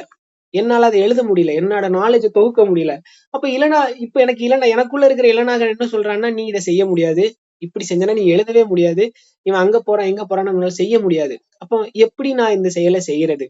கிளம்பிரு, வீட்டை விட்டு கிளம்பிரு, வீட்டுல இருக்காத, எல்லாத்தையும் ஆஃப் பண்ண, போன் எல்லாம் சைலண்ட்ல போட்டுட்டு நான் பாட்டுக்கு வெளியில கிளம்பிட்டேன்.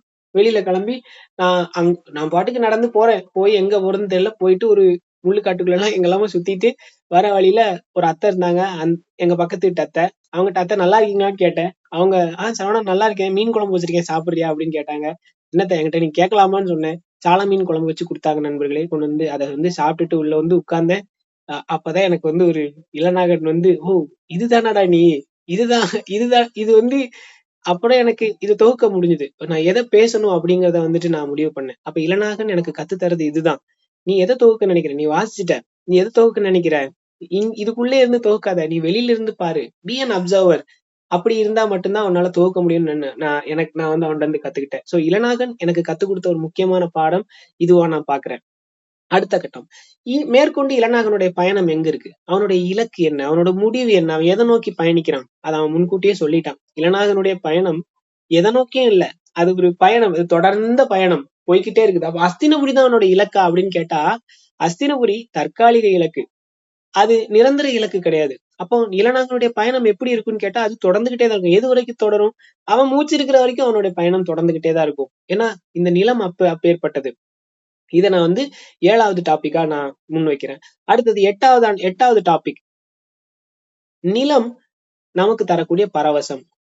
அதை இளநாகன் அடைஞ்சான். இந்த மாபெரும் நிலம், பாரத வருஷம் அப்படிங்கிறது வந்துட்டு ஒரு மாபெரும் மணிமுடி. அதுல ஒவ்வொரு நகரமும் அதுல இருக்கக்கூடிய மணி அல்லது வந்து வைரம் அப்படிங்கிறத வந்துட்டு ஆசிரியர் குறிப்பிடுறாரு. அப்போ இந்த நிலத்தை எப்படி உணர்றது? இதையும் நான் வந்து இளநாகனா உணர்ந்தேன் நண்பர்களே. சென்ற வாரம் என்னால வர முடியல, நான் சென்னையில இருந்தேன். எங்க ஸ்கூலுக்கு நாங்க பஸ் வாங்கிட்டு அங்க சென்னையில இருந்து வந்துட்டு இருந்தோம். இதுல என்ன ஒரு பிரச்சனைனா, பஸ் வந்து 60 கிலோமீட்டர் தாண்டாது. சென்னையில இருந்து 60 கிலோமீட்டர்ல நம்ம கன்னியாகுமரிக்கு வரோம்னா எவ்வளவு நேரம் ஆயிருக்கும் அப்படிங்கிறத நீங்க கால்குலேட் பண்ணி பாத்துக்கோங்க.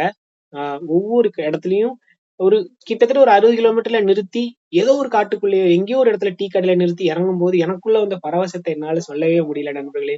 இப்ப இந்த நிலம் யாருக்கானது? அது பட்டா போட்டு வச்சிருக்கிறது யாரோ ஒருத்தரா இருக்கலாம், ஆனா அது இல்ல. இந்த நிலம் என்னுடையது.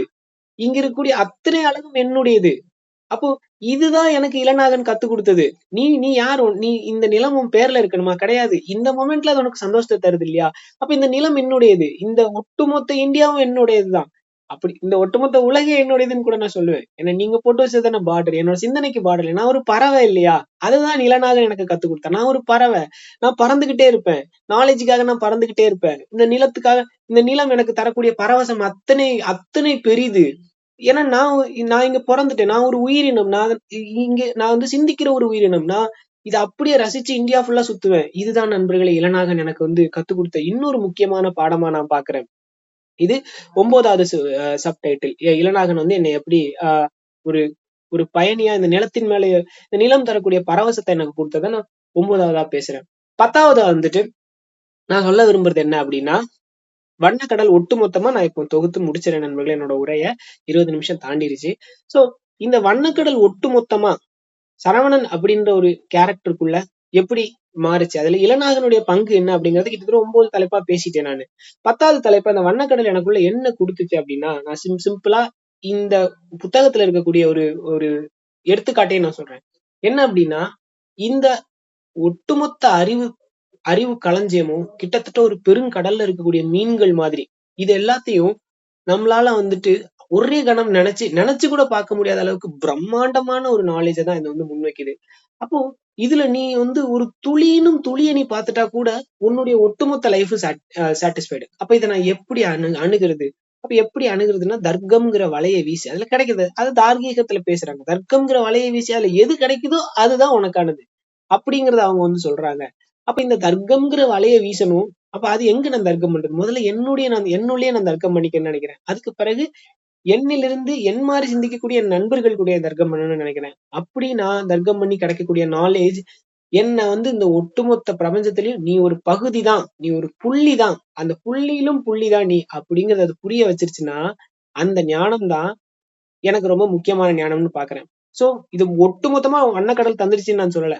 ஆனா இந்த ஞானத்துல ஒரு குறிப்பிட்ட பகுதி வண்ணக்கடல் வேலை செஞ்சிருக்கு. அது வண்ணக்கடல் மூலமா நான் அட்டைன் பண்ணது.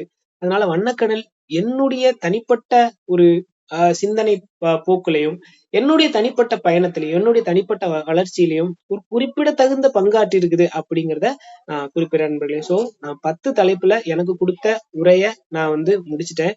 இவ்வளவு நேரம் இதை பொறுமையாக கேட்ட அனைத்து நண்பர்களுக்கும் மிக்க நன்றி. ஏதாச்சும் நான் வந்து உங்களை காயப்படுத்திருந்தனாலும் மன்னிச்சுக்கங்க. நன்றி நண்பர்களே. அண்ணா, ஒரு அற்புதமான உரை. நீ உரை பேச எங்களுக்கு வந்து பயமா இருக்கு. அடுத்து நாங்களும் இந்த லெவலை மேட்ச் பண்ற அளவுக்கு பேசணும் இல்லையா? என்ன இருந்தாலுமே வந்து உங்களுடைய முதல் மாணவன் சுதன் தான். அவன் இந்த உரை மீது ஏதாவது கருத்து இருந்தா சொல்லட்டும். சுதன்.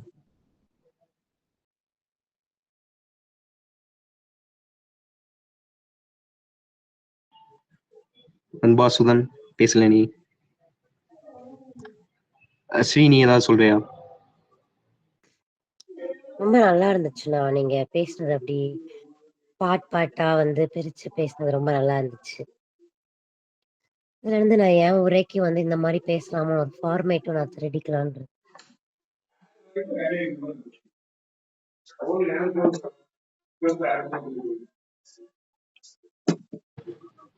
முத்து அண்ணா, நீங்க ஏதாவது சொல்றீங்களா?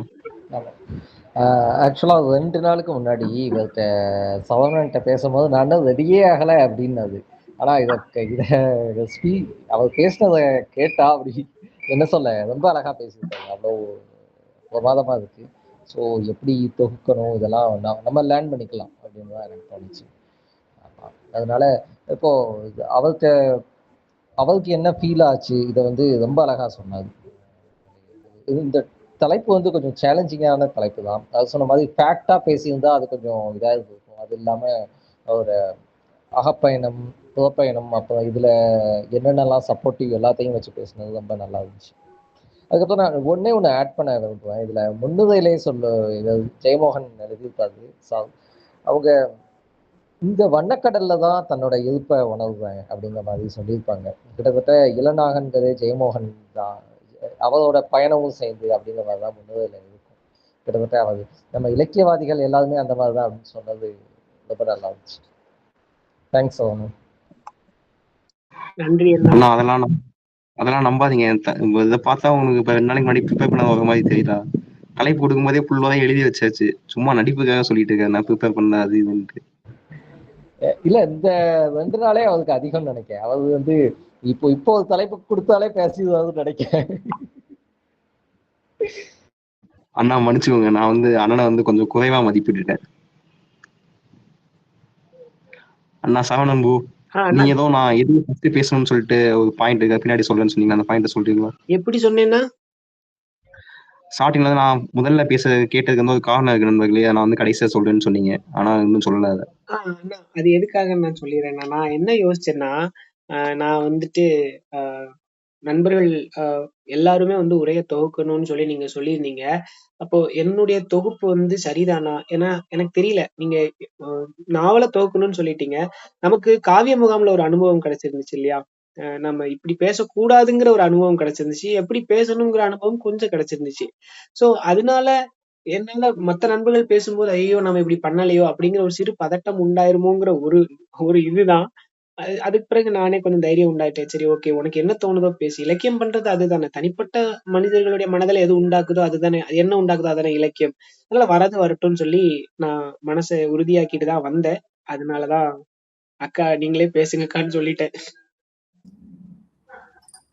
நீங்க நீங்க பதட்டம் ஆகல, எங்களதான் போட்டு பதட்டம் ஆக்கிட்டு இருக்கீங்க. இப்ப நான் சரவணன் ஒரு தம்பி ஒரே கேட்டிருந்தேன்னா நான் அடுத்த வாரம் இல்ல நான் டாபிக்கே மாத்திரே சொல்லியிருப்பேன். நான் வண்ணக்கடல் புத்தகத்தை விட்டு வெளியவே போல. எனக்கு வண்ணக்கடல் புத்தகம் மட்டும்தான் அது ஒரு சிலபஸ் மாதிரி நான் அதுக்குள்ளேயேதான் சுத்தி வந்தேன். தம்பியோட உரை வந்து ரொம்ப விரிவா ரொம்ப ஆழமா யோசிச்சு சிந்திச்சு ஒரு உரை எப்படி இருக்கணும் அப்படின்ற மாதிரி ஒரு நல்ல ஒரு திறப்பு கொடுத்துச்சு. அடுத்து நீளத்துக்கு ஒழுங்கா ப்ரிப்பேர் பண்ணிடுறேன். இப்ப இந்த தடவை என்னை மன்னிச்சுங்க. நீங்க எடுத்த டாபிக் வந்து அந்த டாபிக் இல்லையா? புக்கை விட்டு அதிகமா வெளியே போக முடியாத டாபிக். ஆனா அண்ணா என்ன டாபிக்? இப்ப நான் கடிதத்திலே நீங்க ஆமா இந்த உரையோட ஒரு ஷார்ட் ஃபார்ம் மாதிரி தான் என்னோட கடிதம் இருக்கும். ஏன்னா எனக்கு வண்ணக்கடல்னாலே அந்த நாடகே தருணங்கள் தான். அதனால நான் அப்படி எடுத்துட்டேன். சரி ஓகே. ஆனா தம்பி வந்து அழகா சிந்திச்சு அதுவும் அந்த பயணம் போகும்போது நம்ம எப்படி பார்க்கணும் அப்படின்ற அந்த சொன்னது வந்து எனக்கு ரொம்ப பிடிச்சிருந்துச்சு. ஜெயமே சொல்லுவாங்க, ஒரு 100 கிலோமீட்டர் போனாலுமே டோட்டலா அந்த நிலம் மாறுறத நம்ம பார்க்கலாம் அப்படின்னு ஒரு பயணக்கட்டுரையில கூட சொல்லியிருப்பாங்க. அந்த மாதிரி என்னோட தான் அப்படின்னு நினைச்சு நம்ம பார்க்கணும் அப்படின்னு அந்த சொன்னது வந்து எனக்கு ரொம்ப பிடிச்சிருந்துச்சு. நன்றி தம்பி, நன்றி. ஆக்சுவலா அன்அஃபிஷியல் அமர்ல வந்து நான் எல்லாத்தையும் வேண்டுகோள் வைக்கலான்னு இருந்தேன். இப்ப டாடிட்ட வந்து இப்ப தூரநிலை வந்து டாடியை பார்ப்போம். டாடிட்ட வந்து எல்லாரும் என்னை பத்தி பெருமையா சொல்லுங்க, பெருமையா சொல்றவங்களுக்கு ஒரு புக் வந்து வாங்கி தரேன் அப்படின்ட்டு. ஆனா அண்ணன் உரையை ஸ்டார்ட் பண்ணும்போதே வந்து இந்த மாதிரி தன்னைத்தானே புகழும் இந்த மாதிரியான கூட்டத்தை விட்டு வெளியே ஓடுவதாக தான் இலக்கியம் படிக்கும் அப்படின்னு சொல்லி ஸ்டார்ட் பண்றேன். Okay, point noted. நண்பர்களே, நம்ம வந்து இப்ப அடுத்த உரைக்கு வந்து போலாம். அண்ணா அரவிந்தா தான், நீங்க உங்களுடைய உரையை பேசுறீங்களா? கேக்குதா? கேக்குதா, பேசுங்க. வணக்கம். நல்ல ஒரு ஞான மழையே பெஞ்சிருக்கு. நம்ம ராஜி மேடம், நம்ம பீதாம்பகர் சரவணன் பேசினதுல அதோட குறியீடாக தான் இப்போ சென்னையில் பயங்கரமாக எங்கள் வீட்டு மேலே பேய் மழை பெஞ்சிட்டு இருக்கு. ஸோ ஞான மழையில் நனைஞ்சிட்டு இருக்கோம். ஸோ அடுத்தது நான் அவங்களெல்லாம் ஏமாத்திட்டேன். ஏன்னா இருக்கையிலே ரொம்ப எளிமையான டாப்பிக்கை சூஸ் பண்ணிட்டேன். ஒரு கதையாகவே பேசிட்டு போகிற மாதிரி பெரிய ப்ரிப்பரேஷன்லாம் தேவையில்லை. ஸோ வண்ணக்கடல் வரை விளைந்த வஞ்சங்கள், அதான் என்னோட தலைப்பு. ஏன் வண்ணக்கடல் மட்டும் பேசாம வண்ணக்கடல் வரைன்னு சொன்னேன்னா, சிலர் வந்து நேரடியாக அந்த புக்கை படிக்கிறவங்களாம் இருக்கலாம், முதல் 2 புக் படிக்காம. சில பேர் லேட்டாக ஜாயின் பண்ணிக்கலாம். ஸோ எல்லாருக்குமே ஒரு கதை சுருக்கமும் சொன்ன மாதிரி இருக்கும். இந்த மகாபாரதம்ன்றது எதை நோக்கி போகுது அதை சொல்ற மாதிரி இருக்கும் அப்படின்னு ஒரு எண்ணத்துல தான் ஆரம்பிச்சேன். ஸோ வஞ்சங்கள் ஏன் உருவாகின்றன அதை பத்தி பேசும்போது இப்ப சரவணன் சார் உரையில சொன்னார், இளநாகன் வந்து தன்னோட ஊர்ல இருந்து கிளம்பி போறான். அந்த ஊர்ல இருந்து கீழ்மையா இருக்கு, மன்னன் வந்து கொஞ்சம் ஒரு கவிதை மூலமா அவர் புரியாத வகையில ஏசிட்டு போறான். ஒருவேளை அவன் போக விடாம மன்னன் கண்டுபிடிச்சு பிடிச்சு சிறையில் அடைச்சிருந்தான்னா அவன் மனசுல எவ்வளவு பெரிய வஞ்சம் உருவாயிருக்கும். அதுதான் வஞ்சம் வந்து அப்படிதான் உருவாகும். நமக்கு ஏதோ ஒன்று நம்ம ஆசைப்படுறோம், நம்மளோட இயல்புக்கு ஏற்ற மாதிரி ஏதோ ஒரு பொருள் மேலேயோ ஒரு நிலம் மேலேயோ இல்லை ஒரு எதிர்பாலின மேலேயோ ஆசைப்படலாம். அந்தந்த வயசுக்கு ஏற்ற மாதிரி ஒரு ஆசை இருக்கலாம். அந்த ஆசைக்கு குறுக்க எவனோ நிற்கிறான் அப்படின்ற ஒரு பிரச்சனை வரும்போது அது வந்து மனசுல வஞ்சமா மாறுது. அது வந்து மகாபாரதத்துல மிகப்பெரிய தாக்கத்தை அந்த வரலாற்றை அந்த காலத்துல உருவாக்குனதை இந்த கதையை எழுதியிருக்காங்க. மகாபாரதம் ஒரு இதிகாசம் தான், அது நிஜத்தில் நடந்ததா இது வரைக்கும் சான்றுகள் கிடையாது. தொன்மம், இது ஒரு தொன்மம் தான். தொன்மம் மூலமா என்ன சொல்ல வராங்கன்றத ஜே அடிக்கடி சொல்லியிருக்காரு. சிற்றரசுகள் ஒரு குறிப்பிட்ட இறுக்கமான ரூல்ஸால ரொம்ப சிற்றரசுகளை நாடு வந்து சுருங்கி கிடந்திருக்கு. நம்ம நாட்டில் பல அரசுகளா பிரிஞ்சிருக்கு. அது இந்த பெரும் போரால பேரரசுகள் உருவாக ஆரம்பிச்சது. இந்த குருசேற்ற போர் மாதிரி ஒரு பெரிய போருக்கு அப்புறம் பேரரசுகள் உருவாயிருக்கு. குருசேற்றில் தான் போர் நடந்ததான்றது நிஜத்துல என்ன நடந்ததுன்னு தெரியாது. ஆனா இந்த மாதிரி ஒரு பெரிய சேஞ்சஸ் நடந்திருக்கு, அதுதான் மகாபாரதம் சொல்லுது. ஸோ இது எப்படி நடந்ததுன்றதை அவர் வந்து அடிக்கடி சொல்றது 2 ஒன்றாதல்னு ஒரு கான்செப்ட் இருக்கும். அது வஞ்சத்தின் பயன் என்னன்னு நம்ம யோசிச்சோம்னா 2 ஒன்றாதல். ஒரு ஊழ் மூலமா ஒரு நடக்கணும்னு முடிவு பண்ணியிருக்கு, அது வந்து ஒரு ஆளால பண்ண முடியாது. ஸோ அதே ஆள் 2ஆ பிரிஞ்சு அந்த ஊழலை நிகழ்த்தலாம். ஸோ அது எப்படி இப்படிலாம் பிரிஞ்சு வேலை செய்யறாங்க அப்படின்னு யோசிக்கும் போது எனக்கு வந்து ஒரு சில விஷயங்கள் தோணுது. ஒன்று, பீஷ்மர் அம்பை அவங்க ஒரு ஆடிப்பாவைகள் ஒரு 2ஆ பிரிஞ்ச மாதிரி அவங்களுக்குள்ள ஒரு வஞ்சம் உருவாகுது. இது வந்து ஆதி. அதுக்கப்புறம் அவங்களோட அம்பையோட 2 தங்கைகள், அப்புறம் அவங்களோட மகன்கள் பாண்டு திருதராஷ்டர், அதுக்கப்புறம் மனைவிகள் காந்தாரி குந்தி, அதுக்கப்புறம் வண்ணக்கடல்ல அவங்களுக்கு வந்த இந்த பாண்டவர்கள் கௌரவர்கள் அவங்களாம் பிரிகிறாங்க. அர்ஜுனர், கர்ணர், துரியோதனன், பீமன்.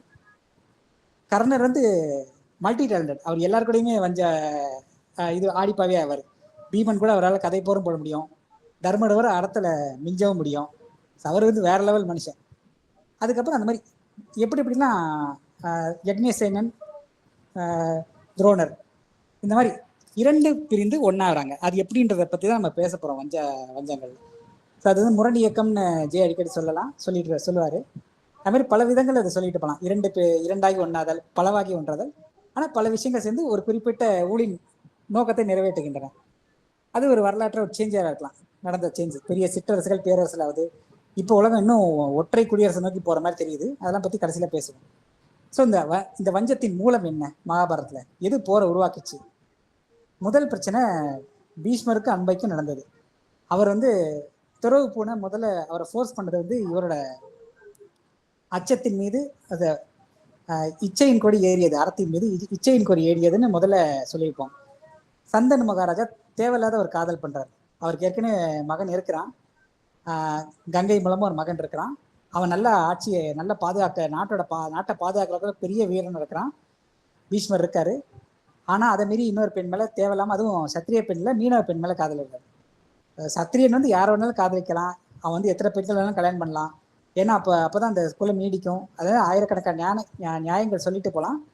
ஆனா வயது ரொம்ப ஜாஸ்தி ஆயிடுச்சு. மகன் வந்து வயதுக்கு வந்ததுக்கு அப்புறம் தந்தைக்கு நடந்த ஒரு காதல் வந்து அது ஒரு அறத்தின் மீது இச்சையின் கொடி ஏறினதா சூதர்கள் மூலமா ஏற்கனவே ஜெய் வந்து முதற்கண்ணல சொல்லியிருப்பார். அந்த பொருந்தா காதலுக்காக பீஷ்மர் நாட்டை துறந்தது முதல் பிரச்சனை. அவர் உண்மையிலே துறந்தாரா இல்லையான்ற ஒரு கேள்வி வந்து ஒரு காவியத்துல இடைவேளைன்னு சொல்லுவாங்கல்ல, அப்பப்போ செவ்விலக்கியங்களை எப்பயுமே ஒரு வாசக இடைவேளைன்னு ஒன்று விட்டுருப்பாங்க. பீஷ்மர் துறவியா இல்லையா உண்மையிலே, அது வந்து வெண்முரசில் அடிக்கடி வர ஒரு விவாதம். அவரோட துறவை சோதிக்கிற விதமா அம்பை வரா. அவர் வேற வழி இல்லாம மகன்களை அஸ்திரபுரி காக்கிறதுக்காக பெண்களை தூக்கிட்டு போற ஒரு சூழ்நிலை. அதுல வந்து அம்பை வந்து ஏற்கனவே ஒருத்தனை விரும்புறவன தூக்கிட்டு வந்துட்டான். அவன் திரும்ப சால்வன் ஏற்க மறுக்கிறான்.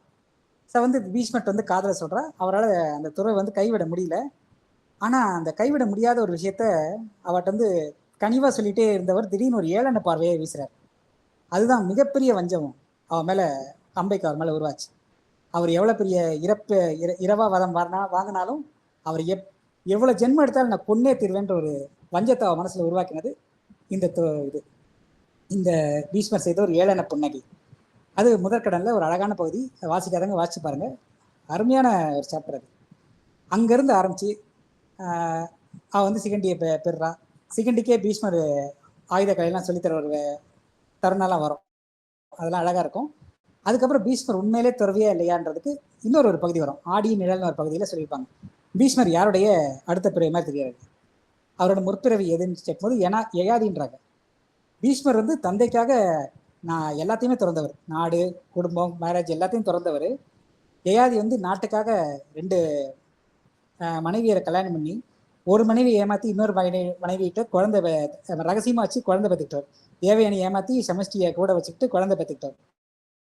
இப்படிப்பட்டவரை பீஷ்மருக்கு ஏன் உப்புமைப்படுத்துறாங்கன்னு போது வாசகர்களுக்கு ஒரு கேள்வி வருது. அது ஒரு செவ்விலக்கியத்தில் ஒரு இடைவேளைன்னு வச்சுக்கலாமே. வாசகர்கள் உண்மையில அவர் துறக்கிறாரா இல்லையா, நாட்டை திறந்திருக்காரா இல்லையா?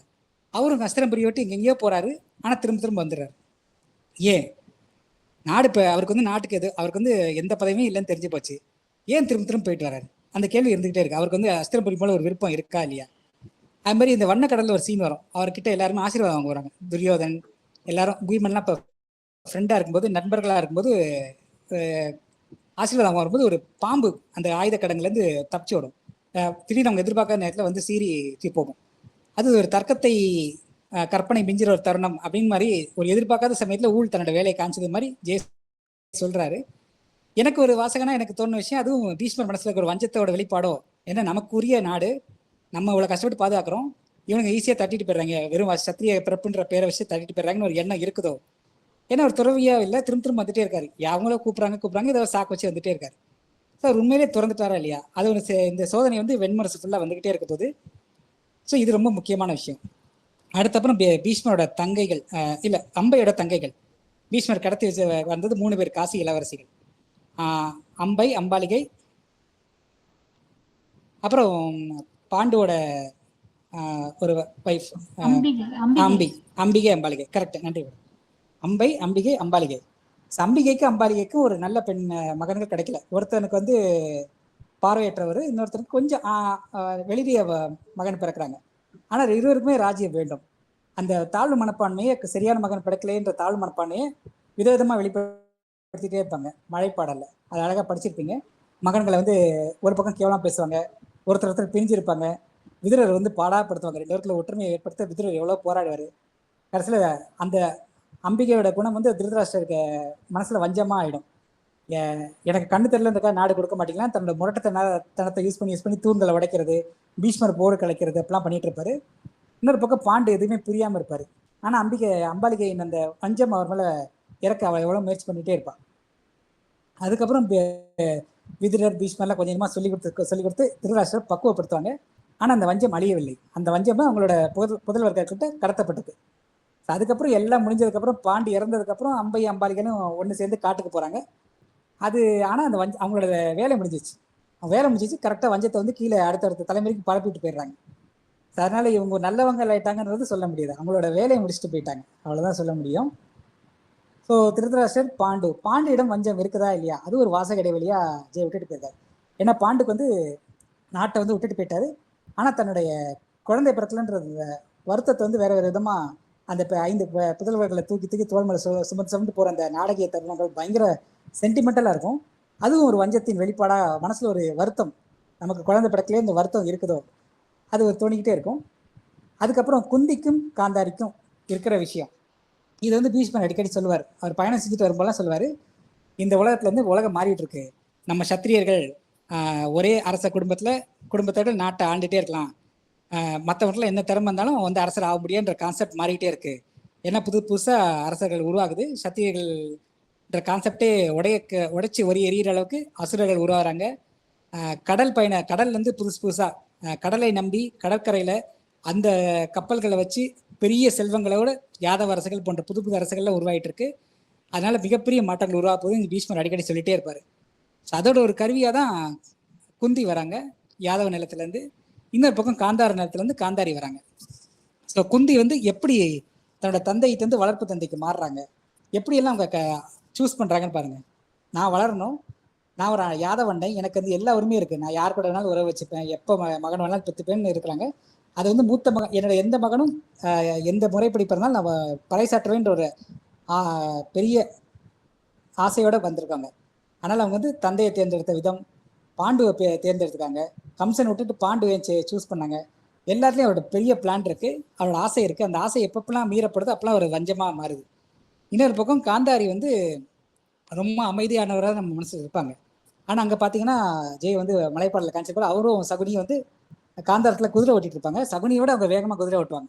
அப்போ ஒரு கான்செப்ட் சொல்லுவாங்க, ஒரு வசனம் இருக்கும், இந்த புறவி மேலே நான் பயணிக்கும் போதெல்லாம் இந்த நிலத்தை முழுச தழுவுற மாதிரி நான் ஃபீல் பண்ணுறேன், உணர்றேன்.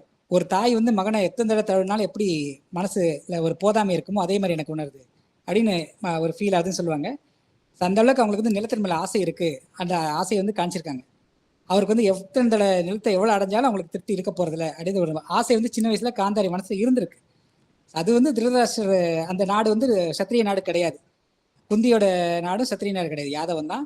காந்தாரியோட இதுவும் சத்திரிய நாடு கிடையாது. ஆனால் பார்வையின்மை, பாண்டுவோட குறைபாடுனால அதை யூஸ் பண்ணி இவங்க 2 பேரும் உள்ளே வராங்க. அதை யூஸ் பண்ணி இவங்களோட ஆசையை நிறைவேற்ற முயற்சி பண்ணுறாங்க. ஒருத்தருக்கு ஒருத்தர் எதிரியாய் அவங்களுக்குள்ள வஞ்சங்கள் உருவாகுது. அதை ரொம்ப அழகாக காமிச்சிருப்பாங்க. குந்தி வர்சஸ் காந்தாரி, இரண்டு ஒன்றாதல், அது ஒரு நல்ல ஒரு கான்செப்டாக இருந்துச்சு. இதுக்கப்புறம் நம்ம முக்கியமான வஞ்சங்கள் முதல் 2 புத்தகங்களை சொல்லிட்டோம். இப்போ அடுத்தது வர வேண்டியது வண்ணக்கடல். இப்போ சரவணன் சார் சொன்ன மாதிரி வண்ணக்கடல் அப்படின்றது, கடல்ன்றது ஒரு ஞானத்தின் வடிவமாக தான் நான் பார்க்குறேன். உலகத்தில் அது பெரிய வடிவம், ரொம்ப பறந்து பெரிய வடிவம். அது வந்து ஒவ்வொருத்தங்க ஒரு இடத்துல பார்ப்பாங்க. இப்போ நான் சென்னையிலேருந்து வங்காள விரிகுடா கடலுக்கு போவேன். அது மாதிரி சில அமெரிக்காவில் இருக்கவங்க அட்லாண்டிக் கடலுக்கு போகலாம். அது மாதிரி வேறு நாட்டில் இருக்கவங்க பசிபிக் கடலுக்கு போகலாம். கடல் நம்ம ஒவ்வொரு மாதிரி பிரித்து வச்சுப்போம். ஆனால் எல்லாமே ஞானத்தின் ஒரே வடிவம், வேற ஒரு மாதிரி தோணுது. அவங்களுக்கு இயல்புக்கு ஏற்ற மாதிரி அடையிறாங்க. அதே மாதிரி அஸ்திரபுரி எப்படி அடையிறாங்க, அது மாதிரி அந்த கடல்ல இருந்து வெவ்வேறு வண்ணங்கள், ஒவ்வொருத்தங்க ஒவ்வொரு மாதிரி வாழ்க்கையில, ஒவ்வொருத்தங்களுக்கு ஒரு தனித்தனி வாழ்க்கை இருக்கு, ஒரு தனித்தனி ஆசை இருக்கு. எல்லாரும் அஸ்திரபுரியில இருந்து கூடுறாங்க. அது எப்படி ஒரு மிகப்பெரிய வஞ்சமா மாறுது, அதுவும் ஒரு கான்செப்டா வண்ணக்கடல் சொல்லிக்கலாம். ஸோ இந்த முதல் விஷயம், பாண்டவர்கள் அஸ்தினபுரியை நோக்கி வருது. அதில் குந்தி வந்து பாண்டுவோட அந்த அஸ்தி எடுத்துட்டு வர எலும்புகள்லாம் கொண்டு வராங்க. அதுவே ஒரு மிகப்பெரிய பிளான் தான். மக்கள் மனசுல பாண்டு இன்னும் உயிரோடு இருக்காரு, பாண்டுவின் வடிவங்கள் இவங்க அப்படின்னு ப்ரூவ் பண்றதுக்காக அதை கொண்டு வர மாதிரி திட்டம் போட்டு செஞ்ச மாதிரியே இருக்கு. அதுக்கப்புறம் மற்றவங்க யார் யார் வராங்கன்னு பார்த்தா, முக்கியமான விஷயம் துரோணர் வர்சஸ் யக்ஞ சர்மன், பாஞ்சாலத்தோட மன்னன். அவன் வந்து பாஞ்சாலத்தை ஒருங்கிணைக்கிறதுக்காக துரோணர்கிட்ட வந்து பிராமணத்தோரேன்னு சொல்லி ஏமாத்தி அவரை மதிக்கிற மாதிரி மதித்து அவர்கிட்ட இருந்து எல்லா பயிற்சியும் வாங்கிட்டு பின்னாடி வந்து ஏமாத்திடுறான். இதில் ஒரு சூப்பர் கான்செப்ட் இருக்கும். இப்போ வந்து வஞ்சம் இருக்கவங்களாம் என்ன பண்ணுவாங்கன்னா, எனக்கு எதிரி யாராக நான் நினைக்கிறேனோ 2 ஒன்றாகணும். ஆனால் 2 ஒன்றாகாமல் என்ன நினைப்போம்னா, அவனை ஒட்டு மொத்தமாக அழிச்சா தான் எனக்கு நிம்மதி அப்படின்னு நினைப்போம். அப்போ யக்ஞசேன் பண்ணோம், அவனை பாஞ்சாலத்தில் அவனை எதிரியெல்லாம் ஒழிச்சிடுறான். ஒழிச்சதுக்கப்புறம் அவனுக்கு என்ன பண்ணா, வேறு என்ன பண்ணுறதே தெரியாது. அப்புறம் பக்கத்தில் பிடிக்கிறதுக்கும் நாடு பிடிக்கவும் போக முடியாது. அப்படியே குடிபோதையில் உடம்பெல்லாம் கெடுத்து வச்சிருப்பான். துரோணர் வரும்போது அப்படி ஒரு காட்சி தான் பார்த்துருப்போம். ஸோ வஞ்சத்தில் ஒரு பிரச்சனை இருக்குன்னா, நம்ம எதிரி வந்து முற்றளிப்பது வந்து நம்மளை அழிக்கிறதுக்கு ஒரு சமம்னு சொல்லிப்போம். இப்போ கூட நம்ம நாட்டில் பார்க்குறோம், நம்ம தமிழ்நாட்டில் ஒரு எதிர்கட்சி ஒன்று அழிஞ்சதுன்னா ஆளுங்கட்சி எப்பயுமே ஆட்சி அமைய போகிறதில்ல, புதுசாக ஏதோ ஒரு புது பவர் வந்து காலி பண்ணிடும். ஸோ யக்ஞசேனன் வந்து அப்படி பண்ணாமல் தன்னைத்தானே அழிச்சிட்டு இருக்கிற நிலைமையில தான் துரோணர் வந்து மகனுக்காக இது கேட்டு போவார், மாடு கேட்டு போவார், பசு கேட்டு போவார். இது வந்து மகாபாரத்தில் அடிக்கடி பார்த்தே இருப்போம், பிற்காலத்தில் பார்ப்போம். அது ஒரு ஸ்பாய்லர் இடம். இது ஒரு உதாரணத்துக்காக சொல்லுவேன், அடிக்கடி வெண்மரசில் திரும்ப வந்துட்டே இருக்கும். பாண்டவர்களை எரிச்சதுக்கப்புறம் துரியோதனன் என்ன பண்ணுறான், அப்புறம் அவங்களை காட்டுக்கு அனுப்பிச்சதுக்கப்புறம் என்ன பண்ணுறான், அந்த மாதிரி திரும்ப வந்துகிட்டே இருக்கும். ஸோ ஒரு எதிரி வந்து ஒருத்தனுக்கு வந்து மிகப்பெரிய வளம். அவன் இருக்கிற வரைக்கும் தான் நம்ம வாழ முடியும், நமக்கு வாழ்க்கைக்கு ஒரு பொருள் இருக்கும். அது எப்படி ஆக்கப்பூர்வமாக கையாளுறது கடைசியில் நான் சொல்கிறேன். அது வந்து ஏற்கனவே சரவணன் சார் ஒரு இதில் படித்தார், நம்ம ஐயா படித்தார். ஸோ துரோணருக்கு யக்ஞசேனனுக்கு ஒரு மிகப்பெரிய வன்மம் உருவாகுது. மகனுக்காக அவர் கேட்க போகும்போது அந்த வன்மம் உருவாகுது. அது வந்து துரோணர் மறந்துட்டாரா இல்லையான்ற மாதிரி தெரியல. ஏன்னா இப்போ அஸ்தினபுரிக்கு வந்ததுக்கப்புறம் அவர் எதுவுமே இல்லை, எல்லாம் கல்வி கற்றுக் கொடுக்கறதுலே இருக்காரு. ஆனால் அவர் கீழே ஒரு மிகப்பெரிய சீடர் படையை உருவாக்கிட்டு இருக்காரு. ஸோ அவர் மனசில் வஞ்சம் இருக்கா இல்லையான்றது அடுத்தடுத்த புத்தகங்களில் தெரிய வரும். அது மூலத்தில் உடனே சொல்லிடுவாங்க, அது பின்னாடி சொல்லுவாங்க. ஆனால் அவர் உருவாக்கின சீடர்களுக்குள்ளே உண்டான வஞ்சங்கள், அர்ஜுனனுக்கும் அஸ்வத்தானுக்கும் முதல்ல உண்டான வஞ்சம், அப்புறம் அர்ஜுனனுக்கும் கர்ணனுக்கும், அப்புறம் ஏகலைவனுக்கும் இவரோட நாட்டவருக்கும் உருவான வஞ்சங்கள், இதெல்லாம் ரொம்ப இதுவாக காமிச்சிருப்பாங்க. இதுல வந்து கர்ணர் ரொம்ப முக்கியமான வஞ்சம் நான் சொல்வேன். அவரும் சூரிய புத்திரர், கொடை குணம் கொண்டவர். ஆனா என்னதான் இருந்தாலும் அவர் மனசுல வஞ்சம் இருக்கும். ஏன்னா அவர் வந்து அவரோட திறமைக்கு இடமே அங்கீகாரமே கிடைக்க மாட்டேங்குது. ஸோ சத்திரியர்களை எதிர்த்து மற்றவங்களாம் ஏன் எதிர்த்தாங்க, அது கர்ணன் மனசுல இருக்கிற காரணமும் நான் சொல்லுவேன். எனக்கு எல்லா திறமையும் இருக்கு, ஆனா பிறப்பு மட்டும் சரியில்லைன்ற ஒரு காரணத்தை சொல்லி இப்படி சொல்றீங்க. என்னை வந்து எந்த போரும் புரிய விட மாட்டேங்கிறீங்க, கத்துக்க விட விட மாட்டேங்கிறீங்க, விற்கலை கத்துக்க விட விட மாட்டேங்கிறீங்க. இன்னொரு பக்கம் வேகலை கத்துக்க ட்ரை பண்ணா கட்டவரில் கொடுக்க வச்சிடுறீங்க. அவங்களாம் எப்படி எந்திரிச்சு வந்து மிகப்பெரிய மாற்றத்தை உருவாக்குறது தான் இந்த பாரதம் மூலமா இந்த வரலாற்றுல நடந்த மாற்றத்தை நம்ம புரிஞ்சுக்கிறதுக்கு இதெல்லாம் முக்கியமான விஷயமா சொல்லப்படுது. ஸோ கர்ணனுக்கு எந்த வாய்ப்புமே வழங்கப்படாதது அவன் மனசுல மிகப்பெரிய வஞ்சத்தை உருவாக்குறது தான் என்னால் பார்க்க முடியுது. அது மாதிரி அர்ஜுனையும் கர்ணன் கூட போரிடவே விடாம தடுத்து அவன் மனசுல ஒரு பயத்தை உண்டாக்கிட்டு அது ஒரு மிகப்பெரிய வஞ்சமா அவன் மனசுல உண்டாயிருக்கு. சான்ஸ் கிடைக்கும் போது அவன் உண்டு இல்லைன்னு பண்ணணும். இதுக்கப்புறம் இறுதி கட்ட மிகப்பெரிய வஞ்சம் துரியோதனுக்கும் பீமனுக்கும் நடுவில் உருவானது. அவங்க வந்து முதல்ல நண்பர்களா இருக்கிற மாதிரி வண்ணக்கடலை காமிச்சிருப்பாரு. அதுக்கப்புறம் ஒரு சின்ன விஷயம், ஒரு கரடி வந்து துரியோதனை வந்து கொல்ல வருது. அவன் வந்து தோக்கலை, அவன் அப்பதான் தூக்கத்தில் விழிச்சிருக்கான். ஆனா அவன் சாப்பிட்றான்னு நினைச்சு பீமனை காப்பாற்ற சொல்றாங்க. பீமனை போய் காப்பாத்திடுறான். இது வந்து மிகப்பெரிய தவறாக தான் நான் கருதுறேன். ஏன்னா துரியோதன் வந்து தோக்கலை, அவன் உதவி கோரவே இல்லை. இது வந்து நம்ம வாழ்க்கையில கற்றுக்க வேண்டிய முக்கியமான ஒரு பாடம். 48 லாஸ் ஆஃப் பவர்னு ஒரு புக் இருக்கு. அது வந்து இலக்கிய புத்தகம் கிடையாது, வாழ்க்கையில எப்படி நம்ம வேலை செய்யற ஒரு கார்பரேட் லைஃப்ல இப்போ சர்வைவ் ஆகிறதுக்கு எப்படின்றது ராபர்ட் கிரீனோட ஒரு புக்கு. அதில் first law, never overtake your master அப்படின்றது லா. மேபி என்னோட வேர்டிங்ஸ் தப்பாக இருக்கலாம். உன்னுடைய குருவை மிஞ்சினவனு இன்னைக்குமே காமிச்சிக்காத, இது முதலா. ஏன்னா நம்ம முதல்ல ஒரு நம்ம சேர்ற இடத்துல ஒரு குரு இருப்பார். சில விஷயங்கள் அவரோட நமக்கு தெரிஞ்சிருக்கலாம், ஆனால் பப்ளிக்கெல்லாம் எனக்கு தெரிஞ்சிருக்கு அவருக்கு தெரியலன்னு நான் காட்டிக்கிற மாதிரி நம்மளோட ஆணவத்தால் அது வந்து இப்போ நம்மளோட திறமையை காமிச்சிக்கிட்டோன்னா, ரொம்ப பிரசங்கம் பண்ணிக்கிட்டோன்னா அது ஒரு மனசில் மிகப்பெரிய வஞ்சமாக உருவாகும். அதே மாதிரி தான் குரு வந்து இவன் வந்து இங்கே வந்து துரியோதனன் குரு கிடையாது, ஆனால் அவன் மனசில் ஒரு மிகப்பெரிய ஆணவம் இருக்குது. அதை தட்டி எழுப்புற மாதிரி பீமன் செஞ்ச செயல் அவனை அறியாமே ஆயிடுது. அது வந்து மிகப்பெரிய வஞ்சமாக உருவாகுது. அதனால தான் நம்ம வாழ்க்கையில் தெரிஞ்சுக்கணும், நம்மளோட திறமையை எங்கே காட்டணும், மற்றவங்களோட மனசு புண்படாமல் எப்படி காட்டணுன்றத பக்குவத்தை அடையிறது ரொம்ப ரொம்ப முக்கியம் வாழ்க்கையில். அதுக்கு இந்த புத்தகம் ரொம்ப யூஸ்ஃபுல்லாக இருக்கும்னு நான் பரிந்துரைக்கிறேன். இந்த புத்தகத்தை அப்போ படிச்சு பாருங்க. அப்பப்போ சில லாஸ் நான் சொல்கிறேன். ஸோ இது வந்து அதுக்கப்புறம் துரியோதனோட வஞ்சம் எப்படி ஆச்சுன்றதை சூனகரனோட பேசும்போது காட்டுவாங்க. என்னால் அவமானத்தைப்பட்டு வாழ்க்கையில் சகிச்சிக்கவே முடியல, நான் வந்து கொடையாளனா கூட இருப்பேன், ஆனால் கொடுக்குற இடத்துல தான் என்னால் இருக்க முடியும், வாங்குற இடத்துல என்னால் இருக்கவே முடியாது அப்படின்னு துரியோதனன் சொல்கிறான். அதுதான் ஆணவத்தின் உச்ச இடம். நம்ம எப்பயுமே பிரபஞ்சத்தில் அப்படி இருக்க முடியாது. ஏதாவது ஒரு விஷயத்தில் நம்ம மற்றவங்க வந்து வாங்கிட்டு தான் இருப்போம். ஆனால் துரியோதனன் அப்படி இருக்கவே முடியாது. கடைசியில் ரௌபி கொடுக்கும்போது கூட அந்த ரௌபியை வந்து அவன் எடுத்துக்க மாட்டான். அந்த ரௌபியை எடுத்தா பீமனை ஈஸியாக ஜெயிச்சிடலாம். அந்த கதாயுதத்தையும் ஜெயிக்க முடியாத ஒரு பலன் அவன் கிடைச்சிடும். ஆனால் என்னோட சொந்த முயற்சியால் நான் ஜெயிச்சதான் இருக்கணும், ஒரு மற்ற எவனோ கொடுத்த ஒரு ஆயுதத்தால் நான் ஜெயிச்சதா இருக்கக்கூடாதுன்ற உன்னதமான எண்ணத்தால் அவன் வந்து புறக்கணிச்சிட்டான். அது வந்து துரியோதனை வந்து இப்போதைக்கு ரொம்ப நல்லவனாக தான் வண்ணக்கடத்தில் காட்டியிருக்காரு. அவன் பிற்காலத்தில் எப்படியாவது பாண்டவர்களை கொன்னே ஆகணும், அவங்களோட தாயை அசிங்கப்படுத்தலாம், மனைவி அசிங்கப்படுத்தலாம், யாரை வேணாலும் எப்படி வேணாலும் அசிங்கப்படுத்தலான்ற ஒரு எண்ணம் அவனுக்கு மனசுல இன்னும் வரலை. அது பிற்காலத்தில் வரக்கூடுன்றத வந்து கார்த்தவீரியன் கதை மூலமா சொல்லிட்டாரு. வாழ்க்கையில் உனக்கு எவ்வளோ பலம் இருந்தாலும் மனுஷன் மானுடர்னு ஒன்று இருக்கு, அதை நீ தாண்டக்கூடாதுன்னு ஏற்கனவே குரு சொல்லியிருப்பாரு. அதை அவன் எந்த சூழ்நிலையில தாண்டான்றது பின்னாடி வரும். ஸோ இப்போ வஞ்சம் ரொம்ப ஆரம்ப கட்டத்துல தான் இந்த வஞ்சம் இருக்கு. இப்பவே இதுவே ரொம்ப பெரிய லெவலில் துரியோதன மனசில் குடிக்கொண்டிருக்காரு. ரொம்ப விஸ்தாரமாக காமிச்சிருக்காரு. பீமன் மனசுல உண்டான வஞ்சத்தை வந்து அந்த நஞ்சை குடிச்சது, வாசுகிட்ட போய் நஞ்சு குடிச்சது அந்த காமிச்சிருப்பாரு. அது உருவமாக காமிச்சிருப்பாரு. தம்பிக்கிட்ட திரும்ப நெருங்க ட்ரை பண்ணுறான். கடைசியில் ஒருத்தர் வந்து ஏமாற்றி சுஜாதன்னு நினைக்கிறேன் கூட்டு போய் விஷத்தை கொடுத்து குடிக்க வச்சிடறாங்க. அப்புறம் வந்து எப்படி பிழைச்சி வரான்றது சொல்கிறாங்க. அந்த நஞ்சு குடிக்கும்போது குந்திக்கிட்டு தான் ஐடியா கேட்குறான், பாண்டுக்கிட்டே ஐடியா கேட்கல, நான் வந்து இந்த குடிக்கலாமா வேண்டாமான்னு. ஸோ அன்னையின் வஞ்சம் மகன் மனசில் திரும்ப உருவாகி அது வந்து குந்தி மனசில் விதையாக முடிச்சது இப்போ விருட்சமாக பீமனோட உள்ளத்தில் வளருதுன்றதை ரொம்ப அழகாக ஆசிரியர் காமிச்சிருக்காரு. இதுக்கப்புறம் இந்த வண்ணக்கடல் கடைசியில் கர்ணனுக்கும் அர்ஜுனனுக்கும் உண்டான அந்த பகைமை, அவனை வந்து போரிட விடலை, துரியோதனன் நாட்டை கொடுக்குறான், கர்ணன் அங்கே மன்னனா ஆகிறான், தன்னோட தந்தையை வளர்ப்பு தந்தையை குந்தி முன்னாடியே வணங்குறான். அவர் வந்தோடனே அவர் காலில் வந்து வணங்குறான். அது வணங்குறது ரொம்ப மிகப்பெரிய விஷயமா இருந்தாலும் அது குந்தியை வந்து அவன் மனசை காயப்படுத்துறதுக்காக செஞ்சிருக்கான்னு கூட தோணுது.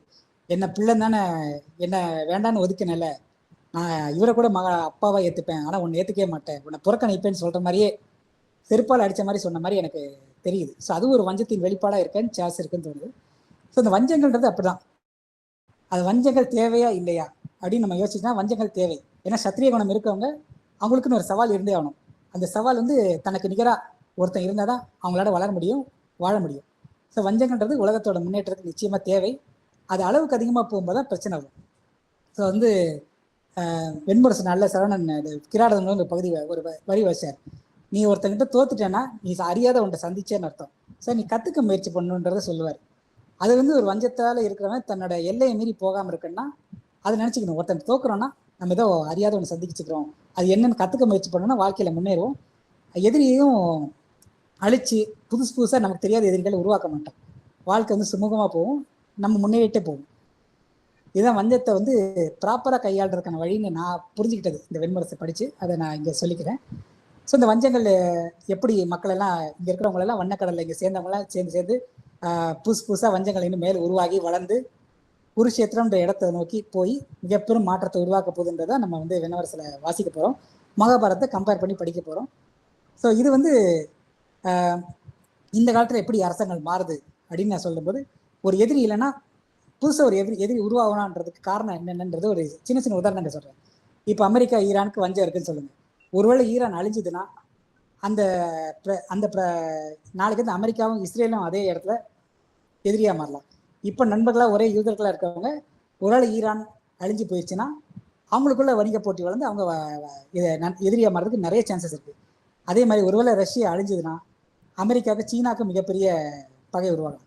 சரி, அமெரிக்காவே அழிஞ்சிருதுன்னு வைங்க ஒட்டு மொத்தமாக, அப்போ ரஷ்யாவுக்கு சீனாவும் எதிரியாக வர்றதுக்கு சான்ஸ் இருக்குது. ஏன்னா அவங்களுக்குள்ள ஏற்கனவே எல்லா தகரெல்லாம் எக்கச்சக்கமாக இருக்குது. இந்த மாதிரி தான் ஒரு எதிரி ஒட்டு மொத்தமாக அழியணும்னு இருக்கிறது மிகப்பெரிய பின்விளைவுகளை உருவாக்கும், எதிர்பார்க்காத விளைவுகளை உண்டாக்கும். அது வந்து நம்மளால் தாங்கவே முடியாது. அதனால் வஞ்சம்ன்றது ஒரு அளவுக்கு மேலே போகக்கூடாது, யார் முற்றிலுமா அழியும்னு நினைக்கக்கூடாது. அதுதான் வந்து வஞ்சங்கள் மூலமாக நான் சொல்ல இந்த வண்ணக்கடல் வரை விளைந்த வஞ்சம் மூலமாக நான் சொல்ல வர கருத்து. ஸோ என்னோடய உரை இதோட முடியுது. இதில் இருக்கிற நன்மை குறைகள் எதுனாலும் மன்னிச்சிருங்க, அதில் சுட்டி காட்டுங்க, நான் திருத்திக்கிறேன். நன்றி. மிக அருமையான உரை. கிட்டத்தட்ட வஞ்சம் அப்படிங்கிறதே ஒரு தனி கேரக்டரா வந்து நீங்க வந்து உருவாக்கி எடுத்துட்டீங்க அப்படின்னு தான் சொன்னோம். நல்ல உரை, நன்றி.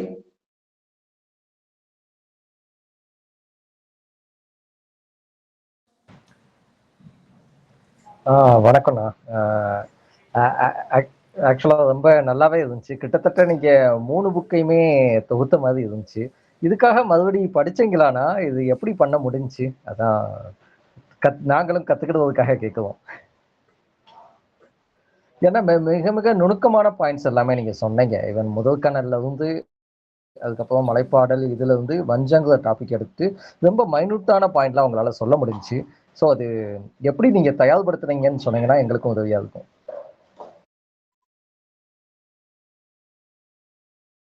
மியூட்ல இருக்கீங்கண்ணா. வெண்முரசு வந்து என் மனசுல அப்படி ஒரு தாக்கத்தை ஏற்படுத்தினால அதோட ஒவ்வொரு விஷயமும் மனசுல அப்படி பதிஞ்சிருக்கு. முடிஞ்ச அளவுக்கு அடுத்த புத்தகங்களை வரதை சொல்லக்கூடாதுன்னு மனசு தான் நினைச்சுக்கிட்டே இருக்கேன் தவிர அதில் இருக்கிற முக்கியமான பாயிண்ட்ஸ் என் மனசுல பதிஞ்சிருக்கு. அப்பப்போ ஜெயோட கட்டுரைகள் படிச்சிருக்கேன். ஸோ அதில் வந்து இந்த 3 புத்தகங்களை வச்சு என்னென்ன சொல்லணுன்றது மட்டும் மனசுல தோணுச்சு. அடுத்தடுத்த புத்தகங்களை சொல்லக்கூடாதுன்னு நினச்சிட்டு இருந்தேன். மற்றபடி இது ஏற்கனவே படிச்சுட்டேன். திரும்ப ஒரு தடவை வாசிக்க கொஞ்சம் கதைகளை மட்டும் ரிவ்யூஸ் மட்டும் தான் படித்தேன். 3 புத்தகம் இப்போ பேசுறதுக்காக ஃபுல்லாக படிக்கல, கொஞ்சம் ரிவ்யூஸ் படித்தேன். ஷார்ட் இந்த ஒரு புத்தகத்தை பற்றி சின்ன சின்ன கட்டுரைகள் வரும் அவரோட தளத்தில், அதை படித்து ரீகால் பண்ணிக்கிட்டே தான், பெருசாக ஒன்றும் இல்லை. தேங்க்ஸ்ண்ணா. அப்போ இன்னொரு விஷயம், வஞ்சங்கிற டாபிக் எடுத்ததுனாலேயே பாண்டுவுக்கும் வஞ்சம் இருக்குன்னு சொன்னது தானே பொறுத்துக்க முடியல. ஓகே, நல்லா இருந்துச்சுண்ணா. ரொம்ப நன்றி.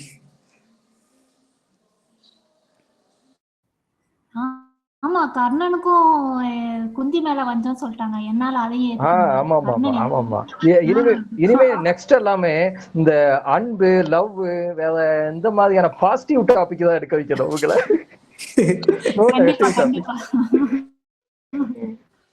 நிச்சயமா அதை எடுப்போம். நண்பர்களே, வேற யாராவது இந்த கருத்துக்கள் இருந்தா சொல்லலாம். இந்த 3 உரை மேல இந்த கருத்துக்கள் இருந்தாலும் ஒட்டுமொத்தமா சொல்லலாம். சவணம்போ, நீங்க பேசுற இல்லையா? மத்த உரைகளை பத்தி நீங்க தான் சொல்றீங்களா? நண்பா, நான் அக்காவோட உரையை பார்த்த உடனே எனக்கு முதல்ல உங்க பிபிடி போட்டுட்டு வந்திருந்தாங்க இல்லையா, அதை பார்த்துட்ட உடனே ஐயோ பிபிடி போட்டுருக்காங்களே, நம்ம ஒண்ணும் கொண்டு வராம வெறுங்கையெல்லாம் வீசிட்டு வந்திருக்கோம்னு சொல்லிட்டு கொஞ்சம் கஷ்டமா தான் இருந்ததுதான்.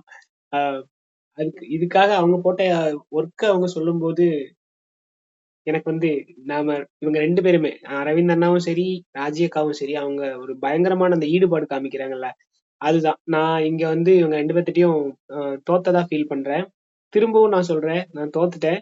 அப்படின்னா நான் வந்து இவங்க 2 பேரையும் ஆசிரியரா அக்செப்ட் பண்ணிக்கிட்டேன்னு அர்த்தம். ஸோ எனக்கு அரவிந்த் அண்ணாவும் ராஜி அக்காவும் ஒரு விதத்தில் ஆசிரியர்கள் தான்.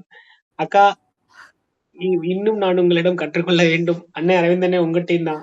உங்க அளவுக்கு எனக்கு ஞாபகம் வர மாட்டேங்குது. திடீர்னு எங்க இருந்தெல்லாமோ நீங்க சொல்றீங்க. எனக்கு வந்துட்டு அந்த அளவுக்கு ஞாபகம் எல்லாம் இல்லையேன்னு சொல்லி எனக்கு கொஞ்சம் வருத்தமாவும் இருக்குண்ணே. ஒரு மிக சிறப்பான உரை, சரியான தொகுப்பு. அக்கா ஏதோ சொல்ல வரீங்க, சொல்லிருங்கக்கா. இல்ல நான் வந்து பிபிடி ஏன் வந்து போட்டேன்னா, அந்த தருணங்கள்ல அந்த ஓவியமா பார்க்கும்போது நம்மளால நல்லா ரீகால் பண்ண முடியும் அப்படின்றதுனால அந்த ஓவியங்கள் மட்டும் காமிக்கணும்னு எனக்கு ஒரு ஆசை. அதனால அது பிபிடி போட்டேன். பயப்பட வேணாம். இல்லக்கா, எல்லாரும் ஒர்க் பண்ணிட்டு வராங்க இல்லையாக்கா, அது நம்ம என்ன போட்டோம் அப்படிங்கிற ஒரு இது இருக்கு இல்லையாக்கா. ஏன்னா இவ்வளவு பேர் ஒரு ஒரு கிட்டத்தட்ட ஒரு வேள்வி மாதிரி வந்து நடக்குது. எல்லாரும் நெய்டப்பா, தர்ப இதெல்லாம் தூக்கிட்டு வராங்க. நீ என்னடா தூக்கிட்டு வந்த அப்படின்னா, நான் வந்து சும்மா தலையில ஒரு துண்டை போட்டு வந்து உட்காந்தேங்க, ஏன்னு சொல்ல முடியாது இல்லையாக்கா. அதனாலதான்க்கா. அரவிந்தண்ணே அவரோட ஞாபக சக்தியே வேற, அதனால நோ வேற. இப்பவும் அப்படித்தான். இப்ப பாருங்க, அவர் கையில நோட்ஸ் எதுவும் கிடையாது. அவரு மைண்ட்ல இருந்தே எல்லாத்தையும் அவரு சொல்றாரு. கரெக்டா தானே அரவிந்தண்ணே? நோட்ஸ் ரெஃபர் பண்ணல, மத்தியானம் நோட்ஸ் மாதிரி ஒன்னு எழுதி செந்திலோட வாட்ஸ்அப்ல அனுப்பிச்சு விட்டுனேன். ஆமா, ஆனா படிக்கல பேசுனது இல்ல. ஆனா அரவிந்த் அண்ணா வந்து இதுல எனக்கு ஒரு மோட்டிவேஷன். அவங்க வந்து நம்ம இதுக்கு அப்புறம் இருக்க உரையாடல்ல ஒரு தடவை சொல்லியிருந்தாங்க. அவங்க இப்போ ரஷ்யன் லிட்ரேச்சர் படிச்சுட்டு இருக்க வாரன் பீஸானா இப்ப படிச்சுட்டு இருக்கிறதுக்கு வந்து அவங்க உரை பேசும்போது அவங்க நோட்ஸ் இல்லாம தான் போவாங்க அப்படின்னு சொல்லிட்டு, அப்ப நானும் அதை மோட்டிவேஷன் எடுத்து நம்மளும் நோட்ஸ் இல்லாம தான் பேசணும் அப்படின்னு சொல்லிட்டு நான் வந்து நோட்ஸ் இல்லாம தான் பேசினேன். என்ன ஞாபகம் இருக்கோ அதை பேசுவோம் அப்படின்னு சொல்லிட்டு. நான் இப்பதான் இருக்கேன், அப்படியே பாதையில நிப்பாட்ட சொல்றீங்களா? என்ன ஒரு சின்ன தகவல், வாரன் பீஸ்ல 559 கேரக்டர், வெண்முரசுல பாத்தீங்கன்னா அதோட கிட்ட 6-7 மடங்கு கேரக்டர்ஸ் இருக்க சான்ஸ் இருக்கு. 3000க்கு மேல கேரக்டர் இருக்க சான்ஸ் இருக்கு. அவ்வளவு பெரிய புக் வெண்முரசு. வாரன் பீஸ் பெரிய புக்கா இருந்தாலும் அதை விட பயங்கரமா எழுதிருக்காரு. நம்ம எப்பயுமே ஞாபகம் வச்சுக்கணும். ஆமா, கண்டிப்பா. அது வந்து ஒரு ஈடு இணையே இல்லாததுதான். அது இன்னொன்னு வந்து கால மாற்றமும் இருக்கு. சாரோடைய இது என்னன்னா, ஒரு தினம் ஒரு இது எழுதுறாரு, அதுக்கான ரெஸ்பாண்ட் இருக்கு. அப்ப அது கொடுக்கக்கூடிய வாசகர்கள் அவங்க வந்து அதை எப்படி அக்செப்ட் பண்றாங்கிறதெல்லாம் அவரை வந்து பயங்கரமா மோட்டிவேட் பண்ணிட்டே இருக்கும். ஸோ அது ஒரு முக்கியமான, ஒருவேளை டால்ஸ்டா இந்த காலத்துல இருந்திருந்தா ஜெய் சாருக்கு போட்டி கொடுத்திருப்பாரு என்னவோ தெரியல. சிரிலர் சொன்னார்ல ஒரு புக்கை அவர் டிரான்ஸ்லேட் பண்ணாருன்னு, ஒரே நிழல். அது இங்கிலீஷ்ல இந்த வாரம் படிக்க ஆரம்பிச்சிருக்காரு. 2 சாப்டர் படிச்சிட்டு இருக்கேன். ரொம்ப சூப்பரா இருக்கு அந்த புக்கு.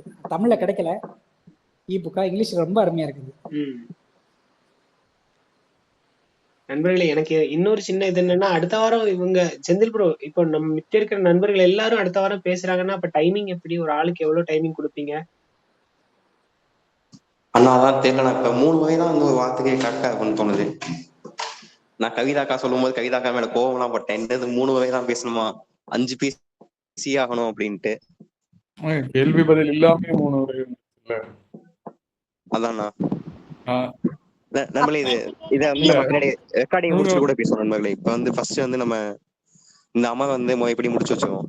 இப்ப நடந்த 3 வகைக்கு மேல வந்து நீங்க யாருக்காவது உங்களுக்கு ஏதாவது கருத்துக்கள் சொல்ல வேண்டியது இருக்கா? நான் ஒரு விஷயம் மட்டும் சொல்லிக்கிறேன். 3 பேரோடைய உரையுமே வந்து வெவ்வேறு விதமான பார்வைகள் மாதிரி இருந்தது எனக்கு. முதல்ல வந்து ராஜிமன் சொல்றப்ப வந்து ஒருத்தர், அதாவது இங்க இதெல்லாம் பாருங்க அப்படின்ட்டு சுட்டி காட்டுற மாதிரி ஒரு ஃபீல் வந்தது. அது வந்து சரவணன் வந்து சொல்ல ஆரம்பிக்கும் போது வந்து அவர் தன்னுடைய உணர்வெளிச்சிகள் நடந்தது, அதை வந்து தன்னோட இணைச்சிக்க பார்த்தப்போ நம்ம வந்து ஒரு நண்பன்ட்ட போற மாதிரி இப்படிலாம் தோணுச்சு, இதெல்லாம் தோணுச்சு, அதெல்லாம் தோணுச்சு அப்படின்ற மாதிரி ஒரு எண்ணம் வந்தது. அரவிந்த் வந்து எனக்கு சொன்னபோது வந்து எனக்கு கண்ணு முன்னாடி ஒரு நாடகம் வந்து அடுத்த அத்தியாயத்துல ஸ்கிரீன் போட்டு அடுத்து எடுத்துட்டு அந்த இதை காட்டுறாங்க, ஸ்கிரீன் போட்டு அதை எடுத்துட்டு அடுத்த இதை காட்டுறாங்க அப்படின்ற மாதிரி தோணுச்சு. நானா நினச்சிக்கிட்டேன் அப்படின்னா, ஒரு டயத்துல வந்து நானும் சரவணனும் யாரோ நம்ம நண்பர்கள் வந்து கிளாஸ்ல உட்காந்துட்டு ராஜினாமனோட பிபிடி பார்த்துட்டு அப்படியே பேசிட்டு போயிட்டு நாடகத்துக்கு போயிட்டு வந்த மாதிரி ஒரு ஃபீல் வந்துச்சு எனக்கு. ஒரு மாபெரும் கோர்வை. கரெக்டா 3 ஜாயின் பண்ணி சொல்றீங்க இல்லையா?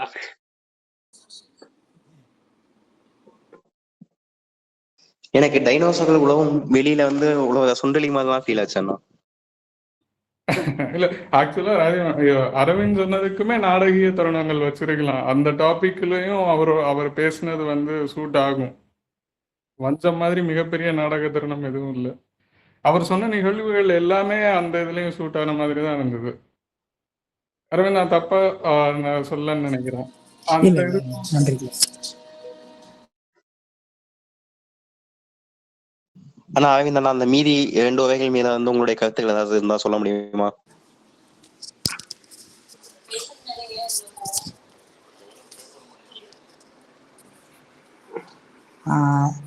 ராஜி மேடம் வந்து வண்ணக்கடலில் இருக்கிற நாடக தரங்கள் திரும்பவும் ஞாபகப்படுத்துற மாதிரி இருந்தது. நல்லா தொகுத்து வச்சிருந்தாங்க.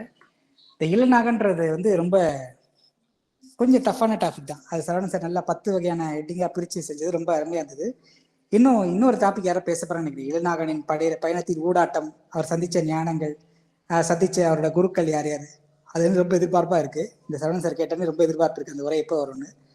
சரி, 2 பேரும் ரொம்ப அருமையாக பேசியிருக்கீங்க, நல்லா ப்ரிப்பேர் பண்ணி பேசியிருக்கீங்க. என்னோட டாபிக் ரொம்ப ஈஸியானது, இதில் ரொம்ப டஃப்பான விஷயம் உங்கள் 2 பேர் பேசினது. 2 பேருக்கும் ரொம்ப நன்றி, நல்லா பயனடைஞ்சிருக்கோம். அண்ணா நீங்க வந்து ஈஸி சொல்லிட்டு இருக்கீங்கன்னா, ஆனா அவருக்கு ஈஸின்னு சொல்றாங்க, நமக்கு இல்ல. அதேதான் சொல்ல வந்தேன், அவங்களுக்கு இதுதான் ஈஸியா, ஆனா அது ஈஸியான டாபிக் இல்லைங்கண்ணா. நீங்க செந்தில் தம்பி சொல்ற மாதிரி நீங்க எப்பயுமே தயாரா இருக்கிறதுனால உங்களுக்கு ஈஸியா தெரியுது. ஆனா அது உண்மையிலே அப்படியே மொத்த அடுத்த கதை மெம்பர்ஸ் எப்படி போகும் அப்படின்னு அதை போக்கே ஒரு அடித்தளம் என்ன இருக்கு அப்படின்றத மொத்தமாவே நீங்க முதல்ல இருந்து இப்ப வரைக்கும் சொல்லிட்டீங்க. ரொம்ப நல்லா இருந்துச்சு. நன்றிங்கண்ணா. நன்றி. அந்தமாதிரி யாருக்காவது வந்து இந்த 3 வகைகள் மேல வந்து இன்னும் சொல்றதுக்கு மேலதிக கருத்துக்கள் இருந்தா சொல்லலாம். ராகுல் ப்ரோ இருக்காரு, அவர்கிட்ட மட்டும் ஏன்னா அவர் பேசவே இல்லை இன்னும். ஓ, ராகுல் ப்ரோ நீங்க ஏதாவது சொல்றீங்களா? தேங்க்யூ செந்தில். ஐ திங்க் ஒன்று மட்டும் சொல்லணும்னு நினைக்கிறேன். ஏன்னா ஒரு வீடியோவில் ஐ திங்க் ஜெயமோகன் சார் வந்து வெண்முரசு படிக்கிறது ஒரு டிகிரி கம்ப்ளீட் பண்ணுறதுக்கு ஈக்குவலுங்கிற மாதிரி சொல்லியிருந்தாரு. ஐ திங்க் இந்த உரையெல்லாம் கேட்டதுக்கு அப்புறம் எனக்குமே அதே மாதிரி தான் ஃபீல் ஆகுது. So thank you.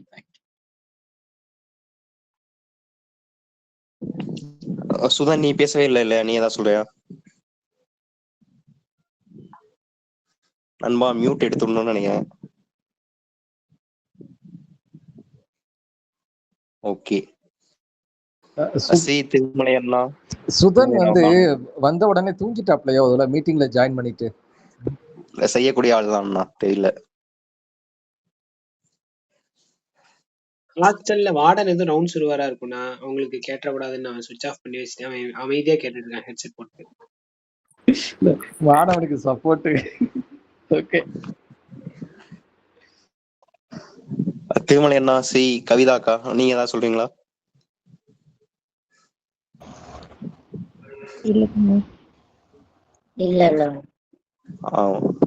ஓகே, அப்பனா நம்ம வந்து இங்கே கொடுகையை வந்து முடிச்சுக்கிடுவோம். நண்பர்களே, வந்து ஒரு நாளைக்கு வந்து 5 வகைகள் திட்டமிட்டோம். ஆனா இங்க விதிவசத்தால வந்து 3 வகைகள் தான் பேசப்பட்டது. ஆனா மூணுமே வந்து மிக ஆழமான செறிவான வகைகள்.